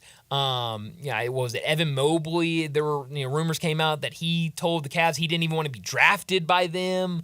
So it sounds like there's a lot going on in Cleveland for a team that looked so promising. And kind of this team that has young pieces, but also has the veteran leaders and a superstar player like Donovan Mitchell. To have those rumors come out after a loss against Boston that I think you showed a fairly good pulse in, that was kind of worrisome to see all of these rumors out now. Yeah, and it's concerning because it's always happens when teams lose, man. Yeah. You always hear the negative. Oh well, and what really caught me off guard was with that the reports came out back to back like they did like the same night. Darius Garland. It was like the same tweet. It was like they were all just listed 1, 2, 3. It was like, hey, let's look into all of the mess of the Cavs. Bulletin point. J.B. Bickerstaff might not be back. Bulletin point. I mean, it was crazy. It wasn't like it was like conflicting reports or anything. It was like The Athletic came out and said, we've been waiting for them to lose so we can tell y'all about all of the mess that's going on within this organization. Have at it. Here it is. Have fun. And so I just don't know where I remember, when was it? Earlier this season. I don't remember exactly when it was. I'm trying to remember if it was pre or post trade deadline.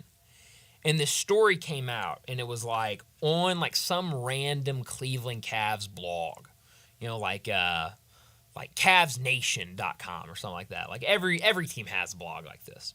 I'm not saying it was like an SB Nation blog, but like it was something like that. And the story was like, rumors or sources, J.B. Bickerstaff's job is not safe.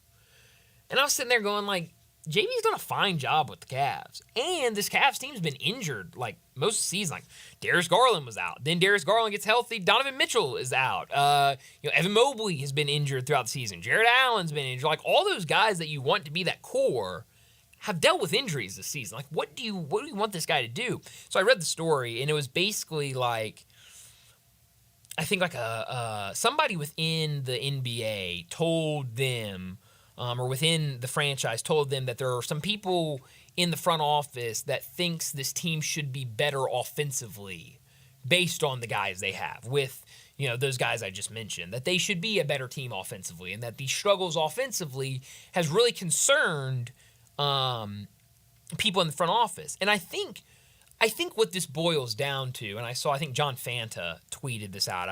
He must be a Cavs fan because he was tweeting about the Cavs and their decision making, and he said, and I think it's something that we've dealt with and are dealing with here in Memphis. I think his tweet was something like, JB Bickerstaff is a great developmental coach and rebuild coach, but is he the coach to make that run in the playoffs and make that run to an NBA Finals? I've seen the exact same thing been said about Taylor Jenkins. Taylor Jenkins is a great developmental coach. He's a great rebuild coach. He's a guy you want when you are going to be, have a lot of young players. He's going to be a guy that can develop them and build them up, but he has not shown that he's the guy to make that deep playoff run or make an NBA Finals run. So maybe JB is in that same boat. I hope he keeps his job because I like JB Bickerstaff. I think JB Bickerstaff has gotten the short end of the stick at a lot of different jobs. So I hope he sticks there. But it's starting to sound like don't be surprised if they make a move. It would have been more interesting to see if he would have had his full arsenal for the whole series instead of just a half tattered roster. But like you said, Brian, if these guys want results and they wanted you to win anyway, regardless of the situation or circumstances. Yeah, I mean they want results, and at the end of the day, that front office in their minds, they've built this team through trades, through the draft. They've built a team that they think can compete at an extremely high level, and I think the Cavs have shown that they can compete at an extremely high level. I think you just mentioned you're playing. And I think if you went outside right now of these studios and you polled 100 people walking down the street, what do you think? 80% of them would say Boston's going to win the whole thing. I mean, they look like the best team. They've looked like the best team all season long. So you're facing this team that I would say, I don't know what the odds are, but I would say are probably the favorites to win the NBA Finals. You got one game. Several of those games were very competitive. Like, I don't think there should be any shame. I was saying it earlier. There shouldn't be any shame if you're the Timberwolves and you go 7 games with Denver and you lose. Like, there should be... The fans should be sad that they lost and that the season's over, but at the end of the day, you should go, that was a great season, and that's going to be a great building block for next year. I think you say the same thing if you're the Cavs. Now, obviously, things change if your superstars don't want to play together, or both your superstars want to be the max guy on your roster and want to be the it guy on your roster. If your big man of the future never wanted to be drafted by y'all in the first place, but that's nothing to do with JB. Now, there were reports that some of the players didn't like how JB handled things and they didn't like his style of coaching, whatever. But I don't know. Cleveland's going to be something to keep an eye on. And now you see, Lee Aldwin, where do you sit on? And wow, this is great because you're a Lakers fan. Earlier this week, I think it was Tuesday or Wednesday, you get the report from you have LeBron James at the Cavs game, sitting courtside, drinking his wine. And you got Brian Windhorst on ESPN the next day saying, LeBron James does everything with a purpose. You got to keep an eye on what LeBron James does because he's not just going to the Cleveland Cavaliers game to watch basketball. He's doing something. I don't know what it is, but he's doing something. What do you think about LeBron James this offseason? LeBron is just being LeBron, man, playing mind games with people and making moves and doing his thing that he does. I as a Lakers fan, I've grown accustomed to him. I know he has he's always ahead of the curve, sure. and I respect that. But I didn't like how he went to the Cavs game because it gave us too many scenarios that he's gonna go back to the Cavs. But then what also conflicted me was when he went to the combine with Pelinka. It's like a contrast. So, but technically he's a free agent. So, well, he could be a free agent. Sure. So. It probably just weighing out all his options. Yeah, well, I mean, I think too many people are burned and remember when he was in Miami and went back to Cleveland for a game, and then after that became a Cav. I think people are remembering that and going, oh, this feels like the same exact thing. Can the guy just not enjoy a basketball game? Like Tyrese Maxey's been at like 3 different playoff games since they've gotten kicked out. And every time they're like, oh, look at Tyrese Maxey's in attendance. He's sitting courtside. But nobody's been like, oh, Tyrese Maxey's in attendance in Dallas. He wants to be a Mav. Like, nobody's saying that. Like, can LeBron not enjoy a game? Like, I think until I hear like more rumors about it, I'm just gonna say it's LeBron wanting to watch a basketball game. Yeah, I agree. I just think that he wants to, like you said, he's from the area. He's not a stranger, so it's not a stretch that he would probably want to go watch a basketball game in his backyard. Exactly. I mean, what's the issue with that? Exactly, and certainly knows that organization after having 2 stints with them. I mean, I don't know. I don't think there's much to it, but hey, maybe it does turn into something. Who really knows? Well, we need to get to our final break of the day. When we come back, we'll wrap up today's show with Taco Bell Crunch Time.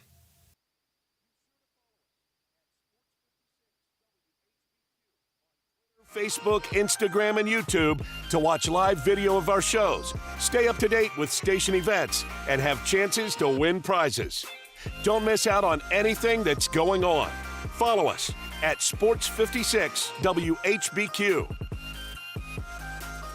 Find what you love, love what you find. A Total Wine and More. There's so much waiting for you. All kinds of beers and thousands of wines. Only at Total Wine and More. Drink responsibly. Be 21. It's time to get to Gossett Kia on the Pike so Bobby J can put you in your new Kia today. Want summer fun and 41 MPG? We Gossett with 2024 Kia Forte LXS. $199 a month, $34.99 due at signing. How about 282 miles of EPA estimated range with new 2023 Kia EV6 Win? $249 a month. Get extra room and extra fun with 2024 Kia Telluride LX. $357 a month. Both $39.99 due at signing. All 24-month lease plus 0% APR for 48 months. Available on the all-new Kia EV9. And peace of mind with Kia's 10-year, 100,000-mile powertrain limited warranty. So hurry to Gossett Kia, 1900 Covington Pike. Online, KiaCovingtonPike.com. If you want it, we got it at Gossett Motor Cars. Include all rebates and incentives. Price excludes $695 PF. Lease includes PF $695, $650 acquisition fee, EV6, P5610964, MSRP $50,200, Telluride RG $510,849, MSRP $38,305, Forte LXS RE78169, MSRP $21,820. Must finance through Hyundai. Excludes tax title and license. See dealer for complete details. Offer valid through 5/31/2024 with approved credit. Dealer stock only. Nestled in the heart of East Memphis, located corner of Park and Cherry, is a beautiful residential neighborhood. I'm here at Town Village Audubon Park interviewing a new resident, Carolyn. Share with us why you chose Town Village. Well, if your parents or special friends need to make that big move, let me share with you my experience. It was tough for me to leave home, but then I discovered Town Village. I would like to highly recommend Town Village to you and your loved ones. After looking at all the amenities and meeting all the people and staff, I was hooked. From restaurant, bistro, 3 meals per day, housekeeping, transportation, security, health care, physical therapy, exercise room, and even a heated pool and spa. Come see us and make your new home at Town Village. Visit us and call Daniel at Town Village Audubon Park at 901-374-7342. There's no place like home, Town Village. Thinking about buying a lab-grown diamond versus a natural diamond? Before you make a decision, get the facts at Genesis Diamonds. We have professionals, certified diamond graders, people who have been in the industry for 20, 30 plus years who are able to educate. Nadia Ganizer at Genesis says Genesis carries both natural and lab-grown diamonds and can give you all the pros and cons. So if they have a question about lab-grown diamond value, we will explain that. We will explain the difference in price. We will explain what to expect in the future. Nadia says beware. A lot of jewelry stores are using the popularity of lab-grown diamonds to outrageously mark up these stones. Some retailers charge unreasonable amounts for lab-grown diamonds, and I think that they do take advantage of customers. But at Genesis, their low-price margin philosophy is the same for natural and lab-grown. Our price will still be the lowest. Get the education and value you deserve every day on every diamond at Genesis Diamonds at Poplar and Perkins Extended. Without the ones like you, who work tirelessly to keep things running, everything would suddenly stop. Hospitals, factories, schools, and power plants, they all depend on you. No matter the weather, emergency, or time of day, you're the ones who get it done. At Grainger, we're here for you with professional-grade industrial supplies. Count on real-time product availability and fast delivery. Call, click Grainger.com, or just stop by. Grainger, for the ones who get it done. Check engine light on? Take the guesswork out of your check engine light with O'Reilly Veriscan. It's free. Ask for O'Reilly Veriscan today. O'Reilly Auto Parts. Now back to Sports Time on Sports 56 and 98.5 FM. Here once again are Brett Norsworthy and Bryant Dacus.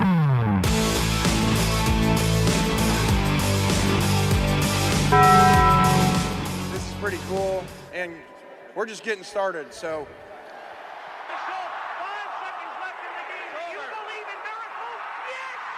Go crazy, folks! Go crazy! This is for all the biggest crunch time. You are looking live. In your life have you seen anything like that? Goodbye! Hello, high school. It's obviously crunch time. Hammer, nail, coffin, this baby is over. The double steak grilled cheese burrito, so good. Double the steak with nacho cheese sauce, seasoned rice, red strips, sour cream, and the 3-cheese blend wrapped inside a warm flour tortilla, with even more 3-cheese blend grilled on the top. The double steak grilled cheese burrito, it hits the spot now at Taco Bell. And at Taco Bell, when they say they are feeding people's lives with unexpected good, they mean it. Bowl food you can't get anywhere else. Well, I learned several things today, but really what I learned today is how excited I am. And I know I might sound like a little kid, but I am so excited for this college football game that's going to be released in July. I think July 19th is the date they set it out. We got our first trailer today. Not as much gameplay in the game, but a lot of stuff around what everything's going to look like, intros, jerseys, what teams look like. Gets me really excited. I know there's a lot of people out there. It feels like every guest we talk to that talks college football, they're just so excited for this game to come back. Last time was NCAA 14. Now we'll get NCAA, or I guess college football 25 is what they're calling this one. It looks great. The graphics look awesome. The different things that they have, they've got sideline celebrations, turnover chains, like all sorts of things. So I'm really excited about it, and I can't wait to get my hands on it, honestly. Alvin, what did you learn today? I learned today that we can't judge phenom pitchers off one game because while yes, Paul Skeens, like people say he had a rough outing last game, he was dominant today. He's gonna be one of the next up and young coming pitchers, man. I'm eager to watch him work with Jared Jones as one of the 1-2 young combos in the league when it comes to pitching staffs. Yeah, no, absolutely. I thought was really good in his first game and even better in his second one. I mean, it was incredible watching him do his thing out there today. What I could have done without, Leo, I don't know if you've seen these. The new New York Giants century jerseys. This year it's the 100th year of the New York Giants, and they have the century throwback jerseys. They are hideous. Have you seen them on like social media or anywhere? I have not. You're gonna have to send them to me. Oh my gosh, they're awful. So it's like, let me try to describe them real quick. So the pants are like almost like khaki color. Like the color of my pants right now are almost the color that those pants are. The jersey, it like starts at the bottom red, and then the middle is like blue, and then the top is like red again, and maybe like some whites in there. And then the helmet, picture like Michigan's football helmet or like Delaware's football helmet. They have the same helmet. You know the colors, blue with the yellow stripes going back. It's that exact thing, but it's a blue helmet with red stripes. It's a hideous uniform. I've seen even fans of the team say that they don't like it. So, yeah, it's not good. Well, for me, we could have done without. I think we could have done without this. It's Scotty Scheffler's legal issues this morning. Even though it turns out, well, he may have technically done some things wrong. I feel like his heart was in a good place. So we could have done without the best golfer in the world finding himself in a jail cell this morning before he teed off. Yeah, I'm with you. Real quick, where are you beaming this weekend? I will be in Dallas, Texas for Game 6 tomorrow night between the Thunder and the Mavericks. Mavericks are up 3-2, looking to close out the Thunder. Shai Gilgeous-Alexander and the company looking to extend their season Yeah. at least by one extra game. So Yeah. we shall see if Kyrie and Luka and company extinguish those hopes. I'm with you. Being me to this Mariners-Orioles series all weekend long should be a lot of fun. But that's all the time we have. Today should be a great weekend. Baseball, basketball, a little bit of everything, even hockey in there. If you're an NHL fan, hockey playoffs going as well. But that's all the time we have. Enjoy your weekend. We'll talk to you again Monday afternoon.